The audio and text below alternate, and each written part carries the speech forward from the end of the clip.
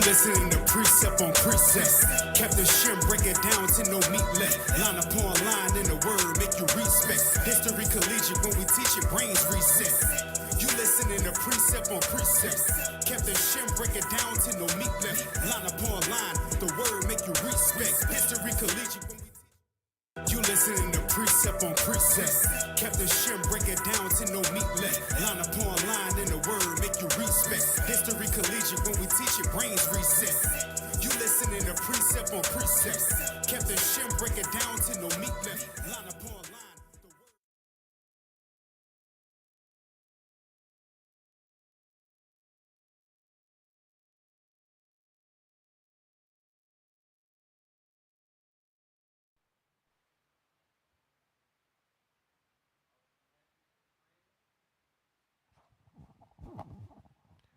We are not a hate group. We are not affiliated with any other Israelite group.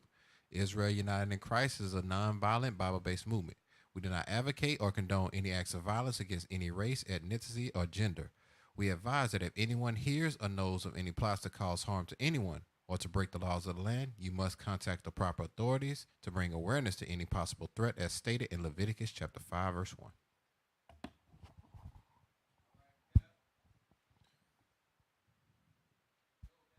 Hey, Shalom Israel. Hey, Most High in Christ bless.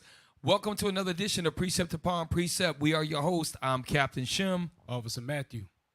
Officer Mikael. Officer Micah. So, hey, Shalom. Shout out to IUIC. We got our new shirts in the house. I thought it was burgundy, but they like more of a red color, but they look good. They look sharp. So we're gonna have a new intro we're gonna work on. We're gonna have the tech team work on a new intro. Bring a new life to the show. All praise the Lord. We're going to start like we do every single, we're about to see the lion background. We're about to get that over there. The brothers sent it to Staples and they made it upside down.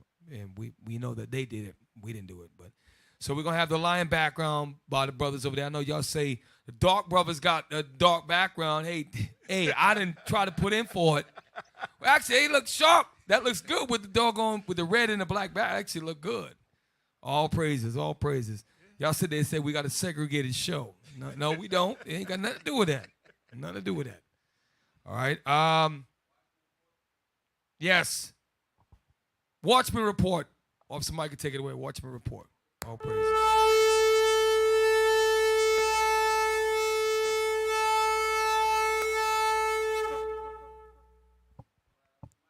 Hey, Shalom Israel, Most High in Christ bless. Good evening. All praise to the Most High. These shirts are nice. They're very nice. Officer Mikael looking fresh over there. All praise, brother, look good. All praises. Yeah, without further ado, let's get to the Watchman report. Your shirt look better than mine.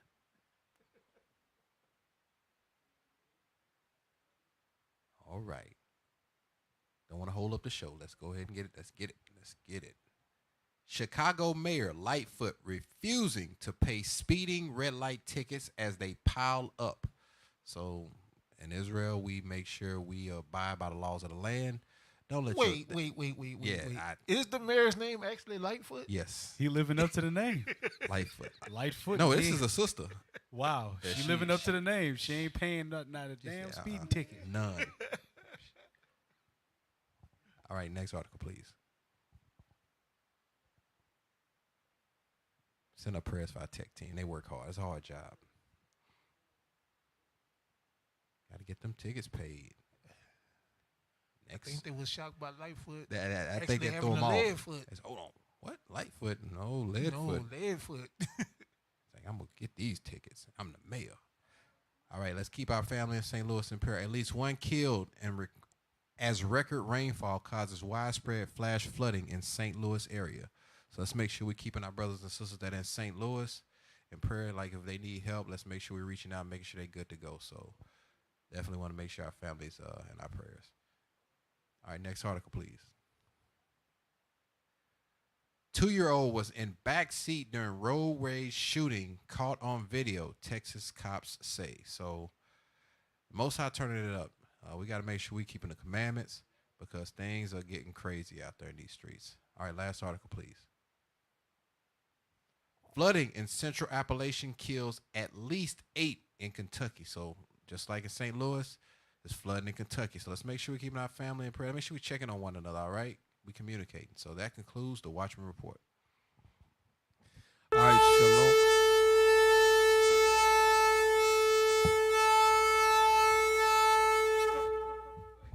Yes, sir. Yes, sir.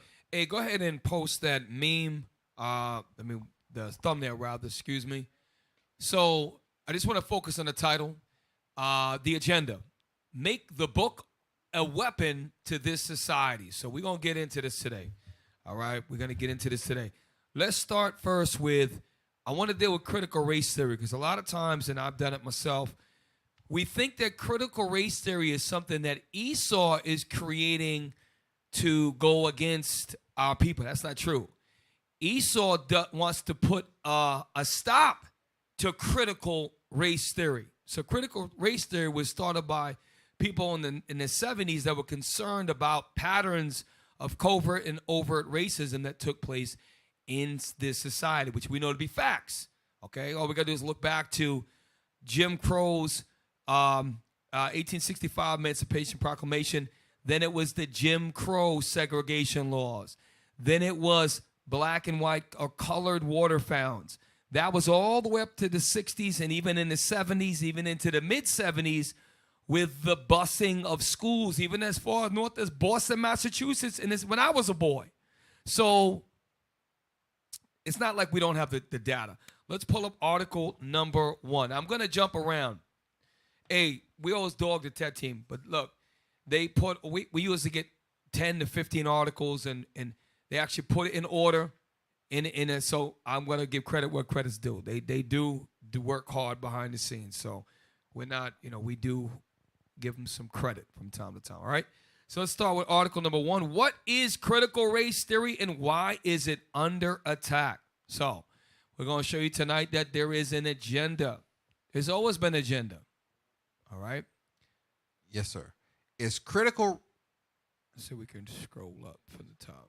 Is critical race theory a way of understanding how American racism has shaped public policy, or a divisive discourse that pits people of color against white people? So first and foremost, that statement alone proves that we're in a white society run by Caucasians.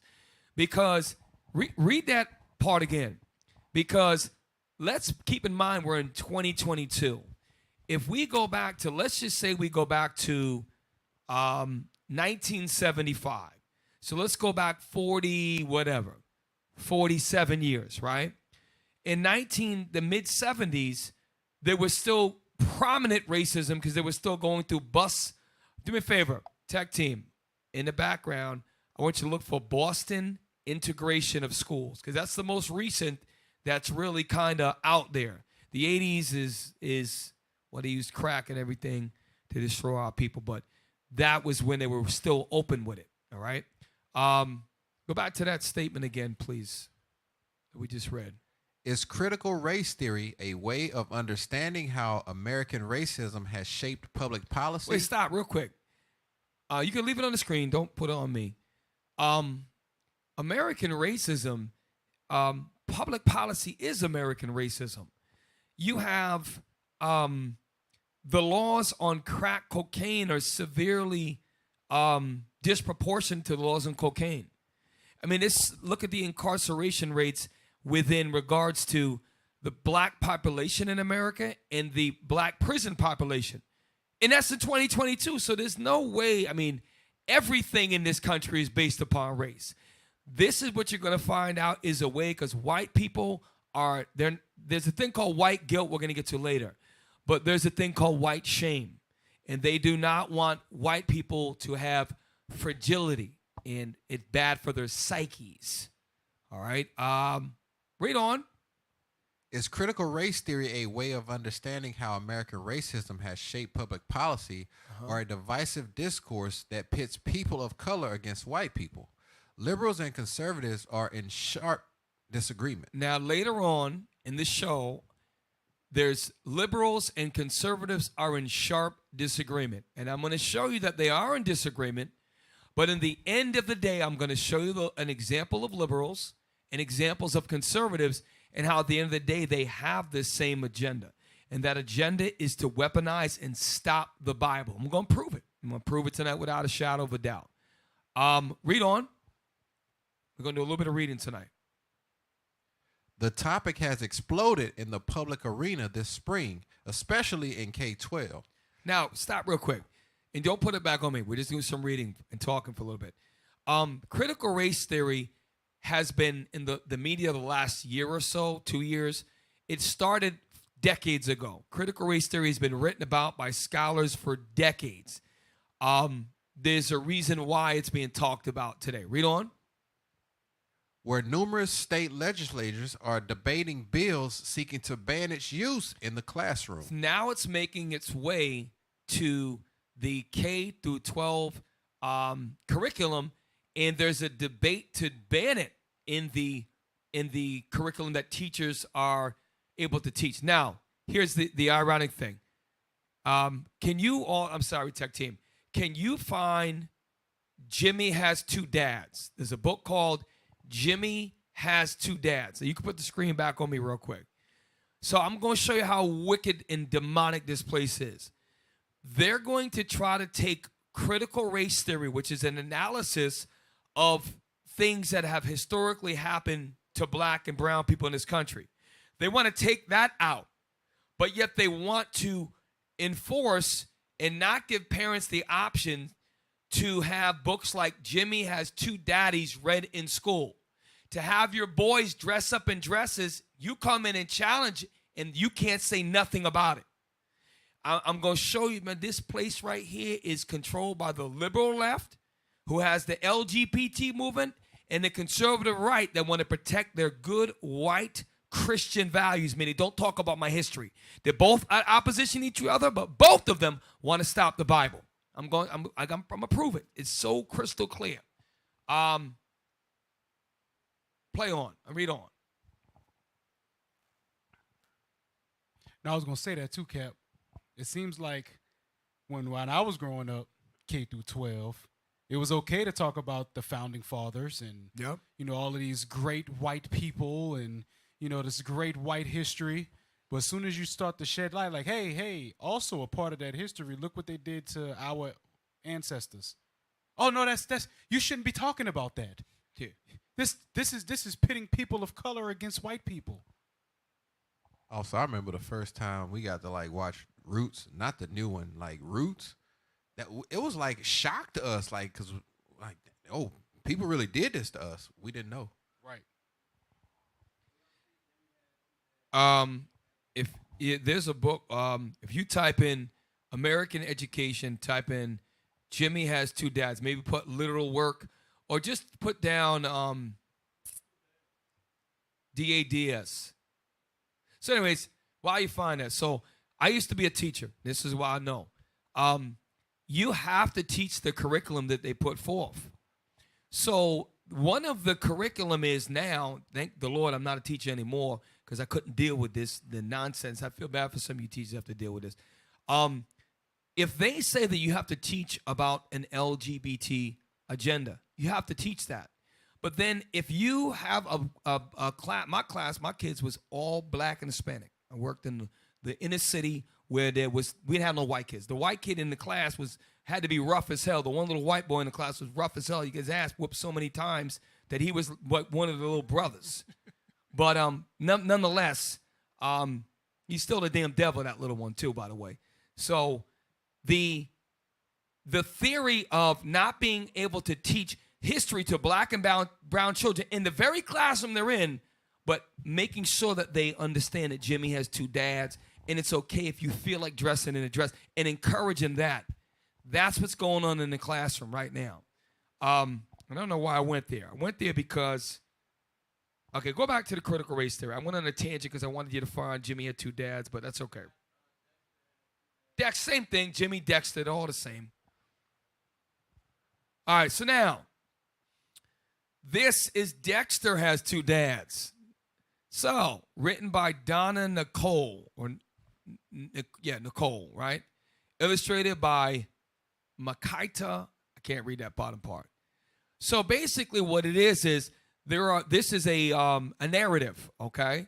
In schools, you have expository texts, which are nonfiction, like if you have the humpback whale or grizzly bears or whatever. How to knit a quilt. Those are nonfiction texts. Then there are narratives. This is a narrative or a fiction that they'll have that teaches a lesson, and they'll align this in a lesson. So this book would have a lesson with a series of objectives that the teacher wants to accomplish. What do you think the objections are for this lesson? The objections for this lesson are to teach that men with men are okay. It's a normal thing, and you're going to see that and accept it. When you read That's the what they description, if you read the description of the book, it tells you all of that. Look at the reviews that they get. Go to the description of the book. Right there, the overview. There you go. Overview. One day at school, Dexter's friend laughed at his drawing of his family because it looks a little different. Soon Dexter realizes why having two dads is so special. Dexter Has Two Dads is a true story written to help young children understand divorce and different types of families. Stop. Hold the hell up. Number one, this is what happens. So the divorce is that you had a man and a woman. And then that guy goes and decides that his family, because to have a child, you need a man and a woman, not two men and not two women. Then you have that child. There has to be either a never got married or you get divorced, and now you create a different family with two dads. It's teaching tolerance and acceptance, which, look, if our brothers, let me just say this, disclaimer. We got videos of lesbians coming up to us, cordial relationship, respectful, telling her, look, sis, we're not mad at you. You're wrong. This is what the law says. You got to change, sis. Just like you've got murderers and people that commit abort, they are in sin. They got to stop. And we got sisters crying, saying that they changed. So we are not against our people and our lifestyle. Matter of fact, we love them more than the people that they're laying with love them, because we're telling it's wrong with God. Now, if they don't change, we can't force you to change. If you don't change, that's between you and God. You don't believe in God? Okay, you deal with the consequences. Give me the law of Leviticus chapter 20 real quick. Verse 13, I want to deal with that, and then we're going to jump on, and I got to speed up a little bit. The book of Leviticus, chapter 20, verse 13. Come on. If a man also lie with mankind, Okay. as he lieth with a woman, both of them have committed an abomination. They shall surely be put to death. Their blood shall be upon them. So, and as a teacher, if you're in there and you don't warn those children, see, that's why I couldn't be a teacher. It'd be hard for an Israelite man to be a teacher, because you are supposed to warn them that that's evil. Here you are. You got to teach that it's okay and that you're going to see that. And that's some of the challenges that the teachers are going to have. And that's why a lot of people walk away, because they don't believe that. A lot of parents are pulling their kids out of school because they don't want them subject to that sin that's being taught. That was it in that law? Yes, sir. Okay. Now, go back to the article. I'm going to get through this. We're going to get through this together. Hey, Cap, I remember why you went there. You went there because it's acceptable for that sin to be pushed, but they're trying to remove our history from schools. Yes. And that's the whole notion of critical race theory. Because later on, we're going to discuss white guilt and white fragility. And it's amazing because why isn't there a term called black guilt? Because what the hell do we have to feel guilty about? We are on the receiving end in the subject of the worst crimes in the history of mankind that are still being committed against us psychologically, spiritually, and physically in a lot of realms still. So you got something to feel guilty about, not us. You the one. And by the way, I don't give a damn how much. You could give us 40 acres and a mule. I don't give a damn about none of that. Okay, even if it comes down to that. You still got to pay for everything that they did, and we're going to show you the scriptures tonight. You can't escape critical race theory. Let me tell you what critical race theory is. I've already thought about it all day. Critical race theory is knocking on the door of the same people that are pressing you and asking them, hey, master, you don't mind if I talk about your history?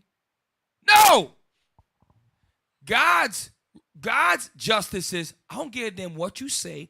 We're going, in the middle of this Babylon, we're going to cast down the lies no matter what you say. The prophets are going to speak out loud. We don't need your permission. That's why we don't come in your forms. You're not going to put us on TV because we're going to use the Bible. You're not going to put us in it because we're going to use the Bible. We're going to destroy your lives. And you're going to be forced to deal with your shame. You can't run from your shame and your guilt, but for so long. And we're going to show you that tonight. Back to the article. The topic has exploded in the public arena this spring, especially in K through 12, where numerous state legislators are debating bills seeking to ban its use in the classrooms. Now, here's the thing. Leave it up there. So why isn't there this huge debate if we live in a conservative Christian society? Why isn't there bills in play to ban LGBT in the classroom? Because what you're going to find is that the same liberal left and the right, they are ultimately in agreement. They're ultimately in agreement. Okay? They're ultimately in agreement. And that's when they want to fight against the Israelites and stop the Bible. Read on. In truth, the divides are not nearly as neat as they may seem. Watch this. The events of the last decade have increased public awareness about things like housing segregations, the impacts of criminal justice policy in the 1990s, and the legacy of enslavement of black Americans. Right. Deuteronomy 28, that just summarizes everything. It's clear cut to the freaking core. Read on. But there is much less consensus on what the government's role should be in the righting these past wrongs. Right. Well, they already tried to say, they already promised 40 acres and a mule. They've already promised that they was going to do certain things, reparations. That's all garbage and all a bunch of damn BS. Read on. Add children and schooling into the mix, and the debate becomes especially volatile. Because they want white people, white children, to have be protected, and their psyches be free of any assigned guilt. Because any white person has any sense of objectivity, any sense of morality. If they look at history, they should be ashamed. They should feel like crap. But the reality is, there's not one, and I say this because I've searched. They don't have the Spirit of God in them. They don't have an upright spirit in them. That's why they steal and benefit from the theft and lies and thievery of their ancestors. Ain't trying to give nothing back. Not trying to give nothing back. Matter of fact, I was at camp. We was at camp teaching, and a white man walked by the camp in New Mexico talking about, hey, guy, on behalf of all white people, I want to say I'm sorry. So I called him. I said, listen, they say, man, hey, you seem like a pretty upright guy. I said, I never really met a white person in my life that truly will have an honest conversation. So they came over, we started talking to him, and then we started to deal, and he started to assign him that in Ireland, his people went through slavery. So I said, let me ask you a question. I said, are your descendants Caucasian? He said, no. So then after, I tried to give him the floor. He's a damn demon. He got mad, he left. But he came up saying, on behalf of all white people, I want to say I'm sorry. But then when you start to deal with him, he wants to act like he is a part of that. Because the Irish, where they was indentured servants, by the way, and they wasn't even treated as bad as the damn Japanese. And the Japanese weren't treated. They was put in little concentration camps for a little bit, and then they were free, and then they were paid. Just like the so-called Jewish, they were paid. And they sought out after, up to this day, over in Argentina and South America, trying to hunt down the Nazis to this day. You can't even compare it. Well, you were about to say something, Officer Matt. No, I was going to say, if we go back to that article and hit bills, the thing that had the hyperlink underlined.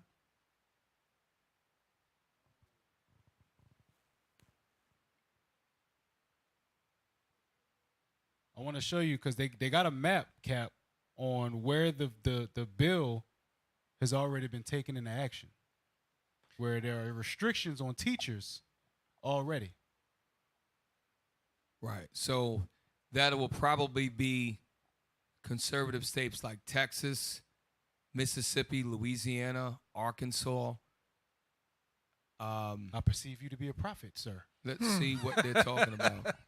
All the states that have the most slaves. All the southern states. All of the southern states. We have that. It's in that same article. Get article me number 1. Hey, get me Habakkuk real quick while we wait for that. because what we're going to find is you guys, and I know that it's coming up, you know, some of us have friends that might have been Caucasian, but what we don't realize, what you fail to realize, what we fail to realize is the Bible talks about this. Habakkuk chapter 2, and let me see, chapter 2, let me see real quick. I want to start at verse 4. Yes, sir. The book of Habakkuk, chapter 2 and verse 4. Behold, his soul which is lifted up is not upright in him, but the just shall live by his faith. Now you might say that's not talking about Esau, right? So let's go ahead and let's read verse 6 to prove. Come on. Verse 6. Shall not all these take up a parable against him, and a taunting proverb against him, and say, woe to him that increaseth that which is not his. This is how you know it's talking about the United States of America, so-called Esau, the so-called white man.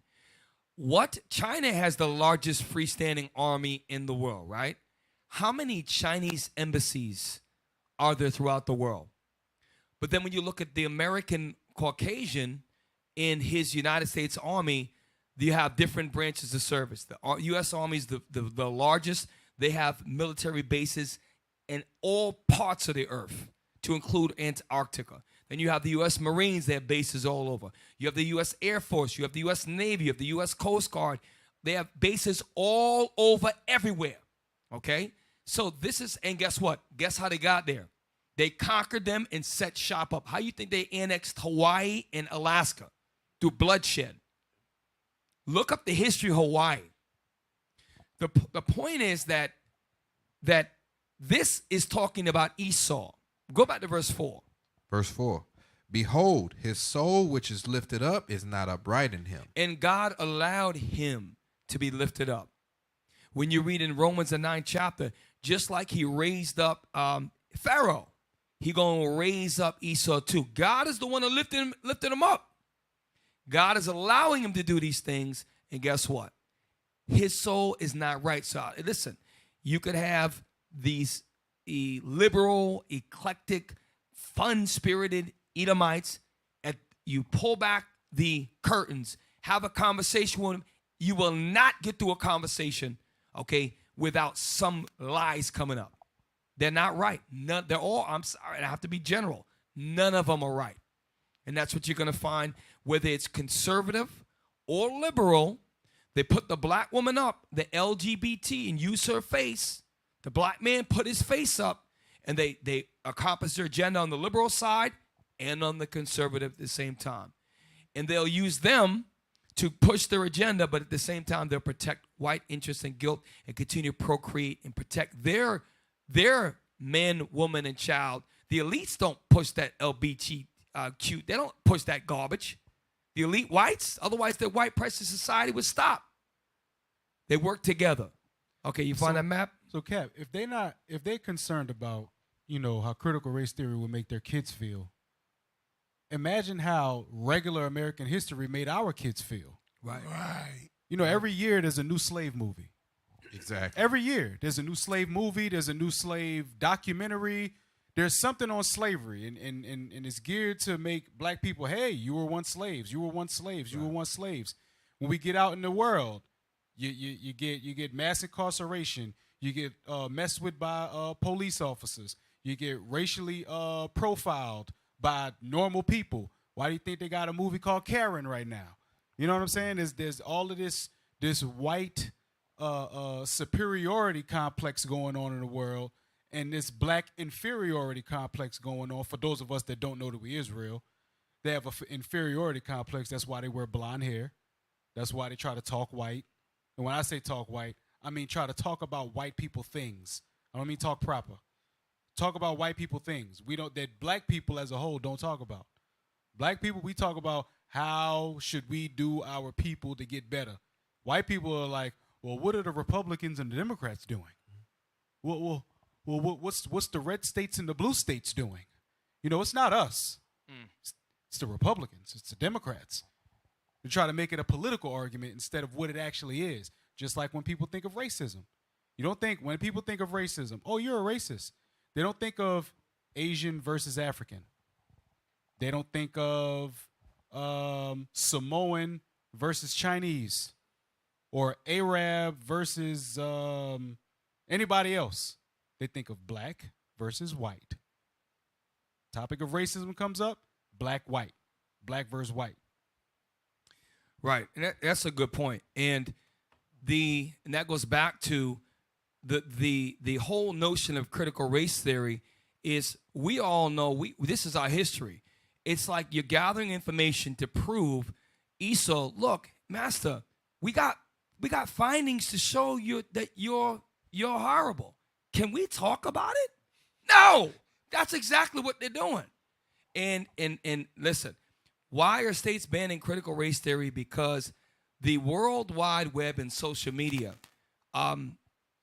it creates avenues of different audiences where before, when we was coming up in the 70s and 80s, you had NBC, ABC, you had a couple news stations in mainstream. Now with the internet, there's other ways that they can get the message out. They want to create laws and start in the schools to stop the message, the whole message in general. To make it, they want to create race by, we're going to get into a little bit. Go to article number 2. I want to speed up a little bit. Why are states banning critical race theory? And why now? Why in 2022, when critical race theory was started to be written about in the 1970s? Critical race theory was, and one of the men that I have a picture of was a black man. And they were attorneys that were studying patterns of racism at the institutional levels and seeing, look at all this stuff. We got proof, master. We want to talk about it. It's like, no. They could just say no. What you gonna do? Okay, number 2 article should be right. So that wasn't part of their civil rights to bring up that argument in the 70s? It's amazing. It's absolutely amazing. Here's the thing. Them wanting to ban CRT is the same thing as when they want to tear down these statues. They're trying to erase their history. Right. They're trying to, basically it's, okay, we threw the rocks, now we trying to hide our hands. That's right. That's what's going on with this. That's why they want to ban it, because they're trying to hide. But guess what? The Bible going to shine light on all the wickedness. And ultimately, that's what y'all want to do. Y'all want to attack the Bible. Is article 2, is it because it's a paid subscription? If not, we're going to move on. Oh, there you go. All right. So we're going to kind of skip through this. This is, it's a black writer, Rashawn Ray and Alexandra Gibbons. Okay, so maybe we'll hear what they got to say. Why are states banning critical race theory? Let's read this. Fox News has mentioned critical race theory 1,300 times in less than 4 months. There goes those buzzwords. There goes the buzzwords. And when the what was it called? Weapons of mass destruction. Weapons of mass destruction. Weapons of mass destruction. And everybody talking about weapons of mass destruction, and doggone, they didn't even have anything over there. Read on. And insurgents. Right, insurgents. It's right. Read on. Why? Because critical race theory, CRT, has become a new boogeyman for people unwilling to acknowledge our country's racist history and how it impacts the present. Go ahead, Ray Sean. Ray Sean probably wrote that. Okay? I say you could tell, listen, you could tell a black person wrote that. Right? That right there, exactly. Read on. To understand why CRT has become such a flashpoint in the culture, it is, I can't see behind the envelope. It is important to understand what it is and what it is not. Right. So now critical race theory is something that is designed, and it's meant to be a way to make sure that black history and the problems of black and brown people are continued to be talked about. The concept of it is not a bad concept, but it still goes back to this. Master, I've been studying you since the 70s. We got a whole bunch of data. We did our job. We're trying to give it to you digestible. Do you mind if we talk about? No! That's exactly what it is. We don't need permission to talk about the genocide, rape, rob, lies, manipulation, theft of our history with you. We don't have to. The Israelites, we don't do that. God told us to come to cry aloud and call you out and expose the wicked for who he is. Matter of fact, give me 2 Thessalonians chapter 2. We don't need permission. You other doggone elite scholars, you Cornell West and you other brothers. Now, Cornell West is a little bit outlandish. A lot of these guys that are trying to come in the front door, get it in the schools, which they should keep doing that because having a little bit of history in schools is good. But we have to teach the whole truth. Like Bishop taught in Shout Out Tuesday. Okay, you talk about slavery, great. But what about from the year 250 to 1350, when all of the black ruling classes and beautiful black garments in position where we was in power in the Iberian Peninsula, which is Spain and Portugal. We was in England and all these different places where we were the upper class. When we ruled, we had great feasts and parties and garments and royal, the Knights of the Round Table. Where is that history? Okay? And guess what? The Israelites, we're gonna start making those movies. Like, shout out to Deacon Isaac. Started with Joseph Dreams. Small, that's nothing compared to what Deacon Isaac can do and the rest of these brothers. We're gonna start doing movies all like that, showing when we ruled over there. And that's gonna make our people feel powerful. That's why they demonize Krampus. There's a cartoon about the whole, what the hell is that damn thing? Krampus was one of the angels that the elves, but that signifies when we was whooping they behinds, okay? During the dark, when we was whooping they behinds, and they used that when they overcame us. And if there's a show called Krampus, Bishop went into that. Anyways, I'm going off on a tangent, but read that. Yes. Yes, sir. 2 Thessalonians chapter 2 and verse 3. Yes. Let no man deceive you by any means, for that day shall not come, except there come a falling away first, and that man of sin be revealed. So that's what we're commanded to do. The man of sin is Esau. Esau's the one that is going to all these nations, started these wars, conquered people, stole their history, stole their culture and their identity, whitewashed their art. It wasn't just the Israelites he did it to.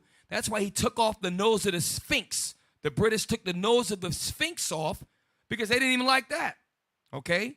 And those are not your people, okay? The Egyptians are not your, they're your oppressors too, but Esau did it to all of them, okay? Read on. The son of perdition, who opposed and exalted himself above all that is called God. Right, and that's why he did things like paint the Sistine Chapel.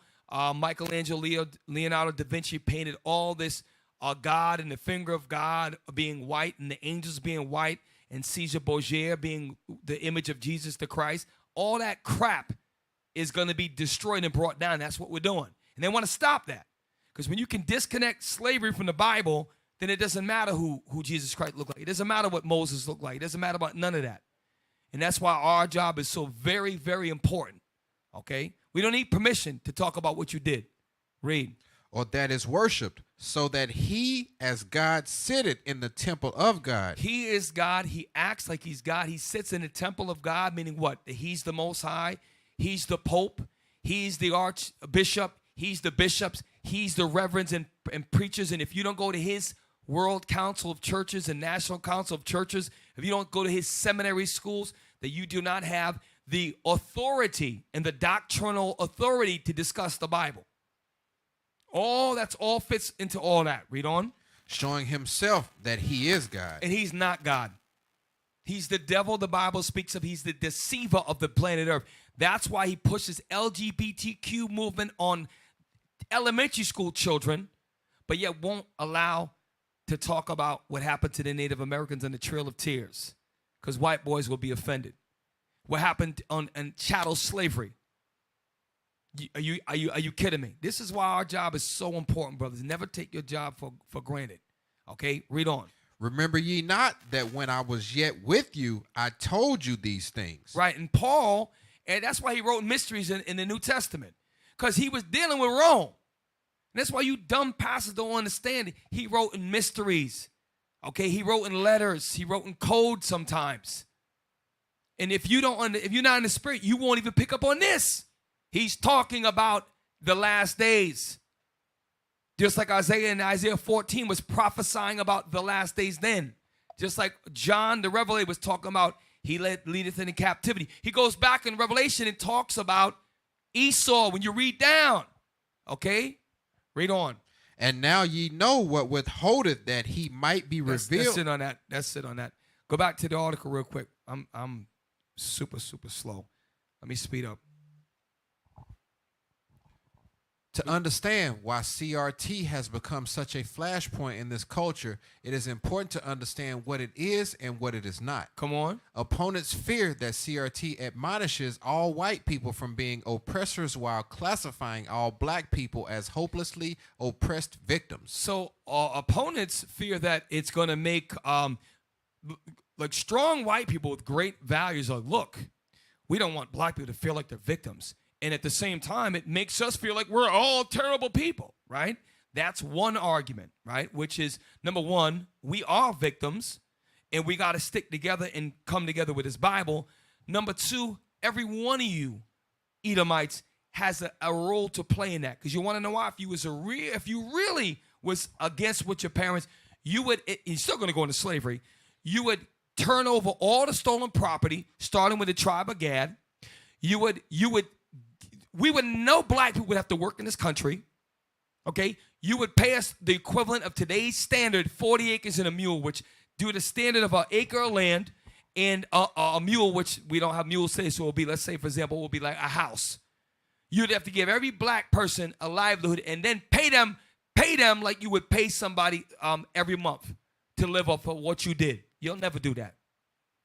You'll never do that. You have a hard time even apologizing. Friggin' national banks apologizing. You're crazy. The Catholic Church want to apologize for what they did in Canada to Native American, how they slaughtered them.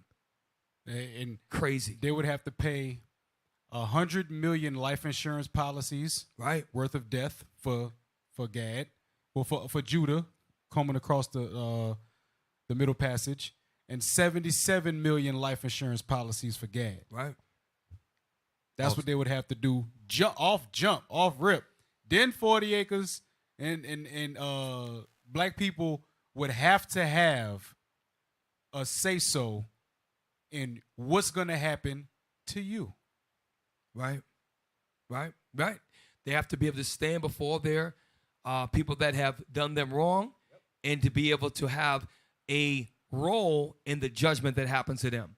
Because if you steal a man, you got to pay for that.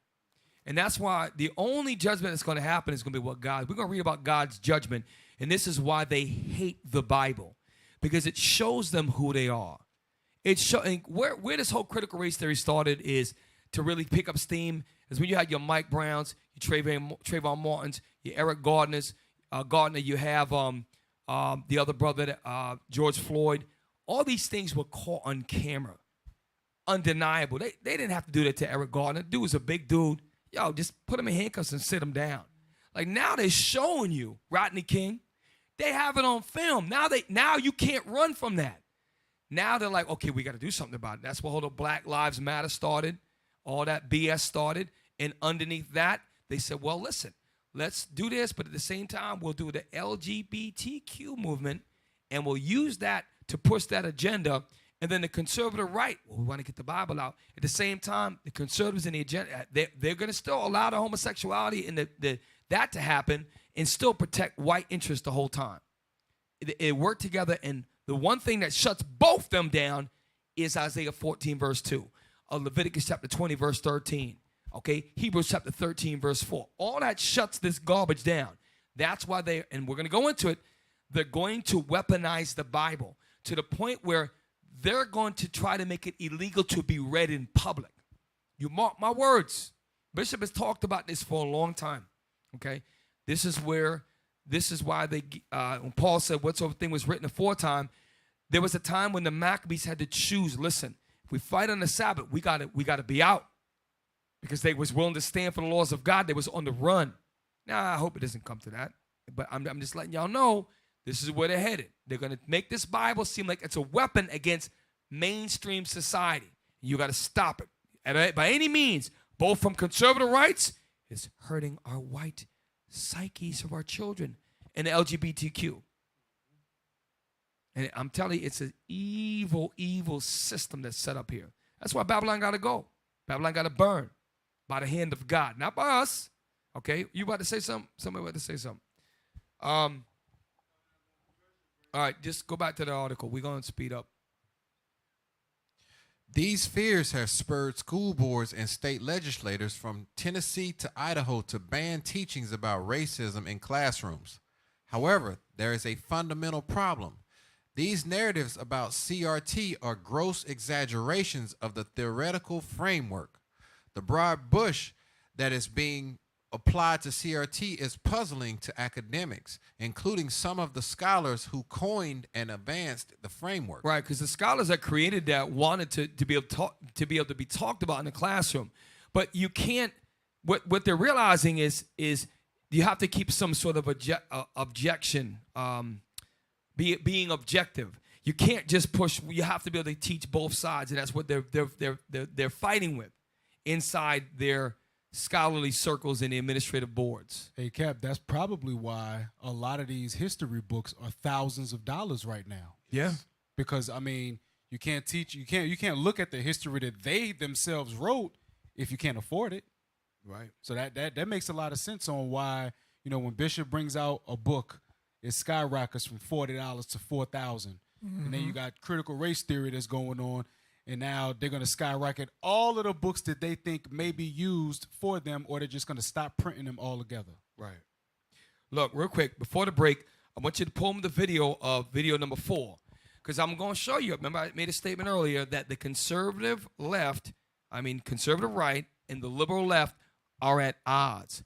I'm going to show you an example where they're at odds, but how the Bible is going to make them, even though they're going to appear to be at odds, they're going to work together. Video number 4, entire police force resigns in protest of a black female town man. It's a true story. It's a true story. I had to look at multiple sources to make sure I wasn't giving fake news here. And a white man can get away with this. He can do whatever the hell he wants. Number 4. Police department has resigned. Ironically, now real quick, let me show you something. This dude right here, this guy right here is super left. I believe he is a man that lays with other men, or he at least is an advocate and proponent for that lifestyle. I don't know the brother's personal lifestyle, but I know he is one that supports that in public policy. Now, I'm going to set the framework. The whole staff resigned because a black woman who is deemed progressive as a town manager has come aboard, and now all of these, I believe they're all Caucasian, they resign at the same time in protest to it. Shows you that Esau work together. They got the same mind. Cap. But let's play. Yes, sir. That sounds like they had a KKK meeting, and one dude like Clinton Bigsby takes his hat off, Right. and like all the white boys like, oh, we got a nigger in here. We got to quit. We can't work for him. That's what it looks like. Right. Go ahead, Mikhail. Go ahead. That's what it is. And this is where you would think that the guy that's reviewing this black man, is so righteous. The reality is, like I said, there's two agendas here, and they both are at opposing ends, but in the end, they both want to stop the Bible. Play on. Resigned because the city manager, the new city manager, is progressively responsible. And because she is progressively responsible, according to every police officer in this city, they are under a hostile work environment and they cannot perform their functions. Let's put up the picture of her and the chief. See, there it is right there. Black female becomes the manager of a town in North Carolina, and literally within days, ladies and gentlemen, within days, the entire police department resigns. All of them. Not one left. Now, real quick, background there's only 7 of them. Don't think that there's like 80 of them. There's a task of like 7 or 8 of them. The point is, when I first saw this, the first thing I said, man, is Esau's the damn devil, and which we know part of it's true, that they don't want to have a black boss. But I'm going to tell you right now, when they said progressive, that's why they put the black woman up. Because there's a LGBT movement. I'm going to tell you one thing them white boys have in them Christian towns is they want husband, wife, and they want that in their town. That black woman comes in, and I'm against our people being in positions of state, local, and different levels of government, and that's good. But when they say progressive, there's more to it that would make Esau resign. And I'm gonna show you that they're at opposition. You're attacking their white standard of living, but there's more behind this black woman. There's an agenda behind what she comes with, and the LGBTQ uses black people, and now they're racist against her. So now they can creep on in under that cover. It's a military tactic. You use covering concealment. Like Bruce Lee, when he dressed up as the janitor, went in and they didn't even see him coming. It's war. So the black woman is the LGBTQ's Trojan horse. Yes. That's recon. That's their recon. Send in your recon to scout out, find out what's going on. And then you bring your Trojan horse right behind it. I'm telling you this, for them to do that, and guess what? It also shows Esau is together. I guarantee you they had arguments in the office, but at the end of the day, we all going to come together. And it shows you Esau is unified. They are unified. And guess what? We got to be unified in Christ as the 12 tribes of Israel. So, player, we about to go to break after this. Play on. All right. In protest of a newly appointed, progressively responsible town manager in North Carolina, the entire police force has turned in their 2 weeks' notice because of their alleged hostile work environment. The New York Post reports that Kinley, that's the name of the city, police chief Josh Gibson. All right, let's put that picture up again so you'll know who Josh is. Pause it real that's quick. Josh. And I had to check some demographics real quick. So the town of Kinley, North Carolina, has about 35% black. The total, it's about half Israel in that town. When you take the Hispanic and the black population, Native American, it's almost 50%. So the population of the town is almost half Israelites, right? Unaware Israelites. And so what you're going to find, and I believe all of the police force was white. I could be wrong. But for all of them to just decide to resign, again, there's something behind. But the way they try to put it is it's a black-white thing. It's not. There's something more behind that.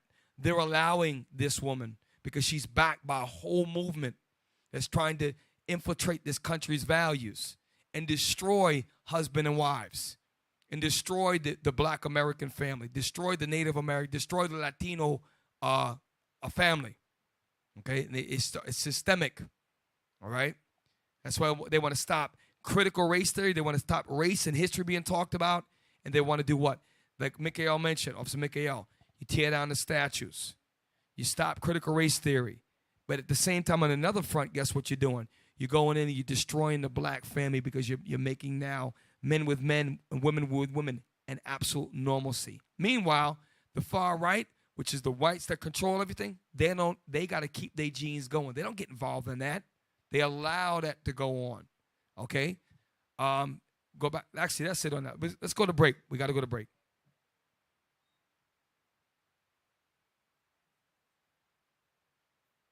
Stay with us, y'all. Hey, you listen to the Precept upon Precept. It's Thursday. We're getting ready to go to break. Y'all stay tuned. We got a couple more articles and videos to go into, and I'm going to show you something at the end. So y'all stay tuned, and our tech team is about to take us away, or we got time for more scriptures.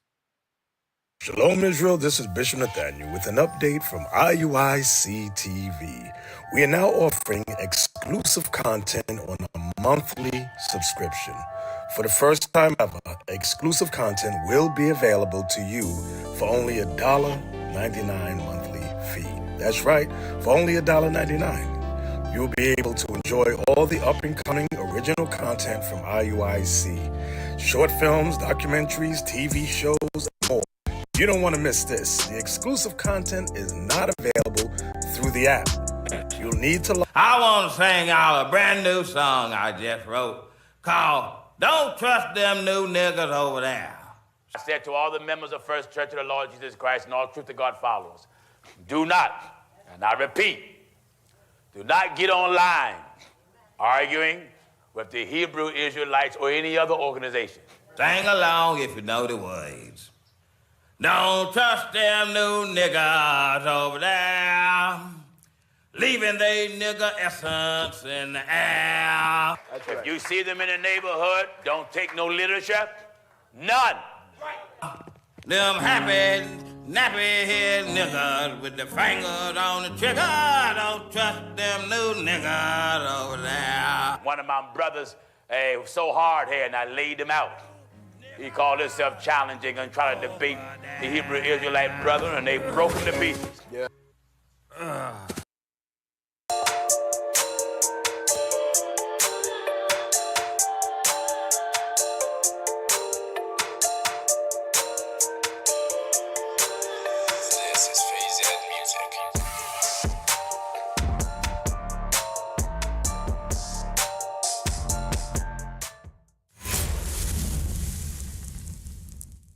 All right, welcome back to Precept Upon Precept.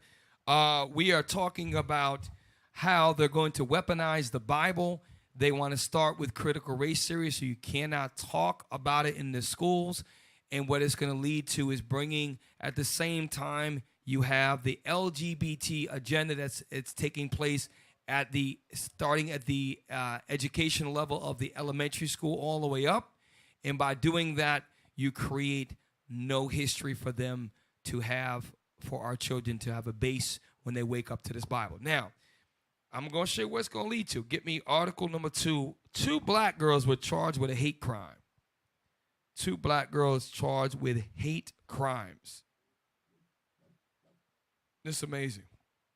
And this is actually was talked about with regards to hate crime.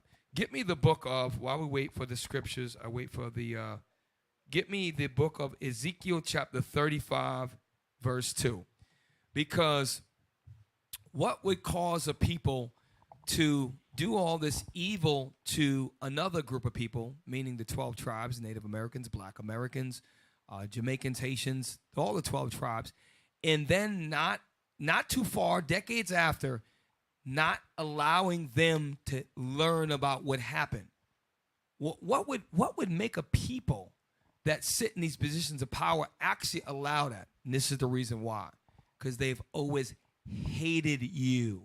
They don't like you. Ezekiel 35, verse 2. The book of Ezekiel, chapter 35 and verse 2.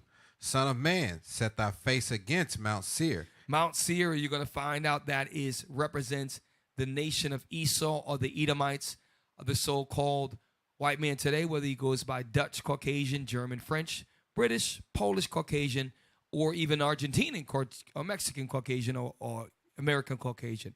That's who it's talking about. Read on. And prophesy against it, and say unto it, thus said the Lord God.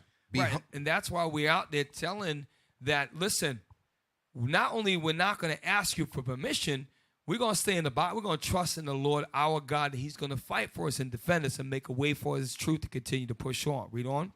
Behold, O Mount Seir, I am against thee, and I will stretch out mine hand against thee, and I will make thee most desolate. I will lay thy cities waste, and thou shalt be desolate, and thou shalt know that I am the Lord. Verse 5. Because thou hast had a perpetual hatred, and hast shed the blood of the children of Israel. Read that verse 5 again, please. Because thou hast had a perpetual hatred. It is perpetual, meaning it is ongoing and continuing. It's never going to stop.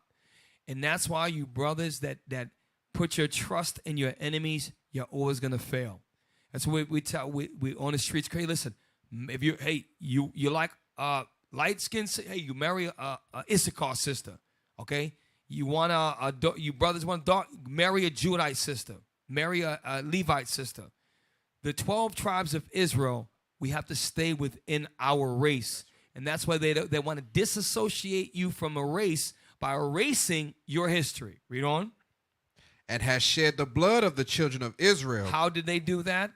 When you didn't bring enough diamonds on the island of Puerto Rico or jewels, they cut your hands off. Okay? They branded you with Mr. the J for Johnson Plantation. Okay? They killed you and threw you over the ships. Okay? In the transatlantic slave trade. They murdered your forefathers in cold blood. Then they built churches on them and courthouses and have the audacity to tell you you should learn about what they did to you in less than 40 years ago. That's what you're dealing with right now. Read on. By the force of the sword, in the time their calamity, and in the time that their iniquity had an end. So one day the Most High, we read in 2 Thessalonians, the wicked's going to be revealed, and one day God is going to make everything right.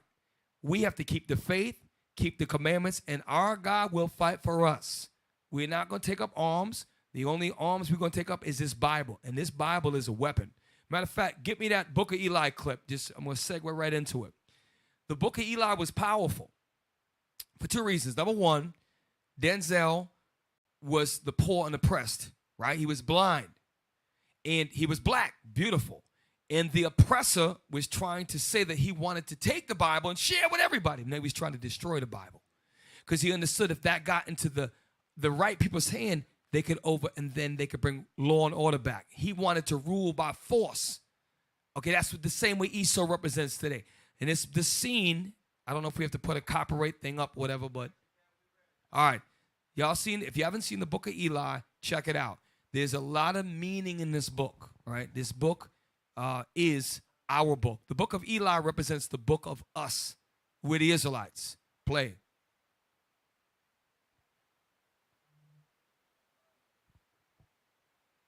All right, so once we get the volume going, this is a great movie. Y'all got to check the Book of Eli out. It's a very good movie. It's on Netflix right now.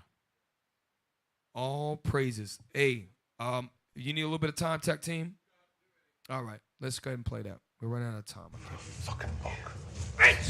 Pause. Sorry. Excuse the language, y'all. I couldn't find the clip without the swears. Forget the language. Plug your children's ears if the kids are watching. This is the F word, all right? But it is a book, a movie about the Book of Eli, which is actually the Bible. And I'm not going to say what the Bible was, because then I give the movie away. Read. It's a weapon! A weapon aimed right at the hearts and minds of the weak and the desperate. It will give us control of it.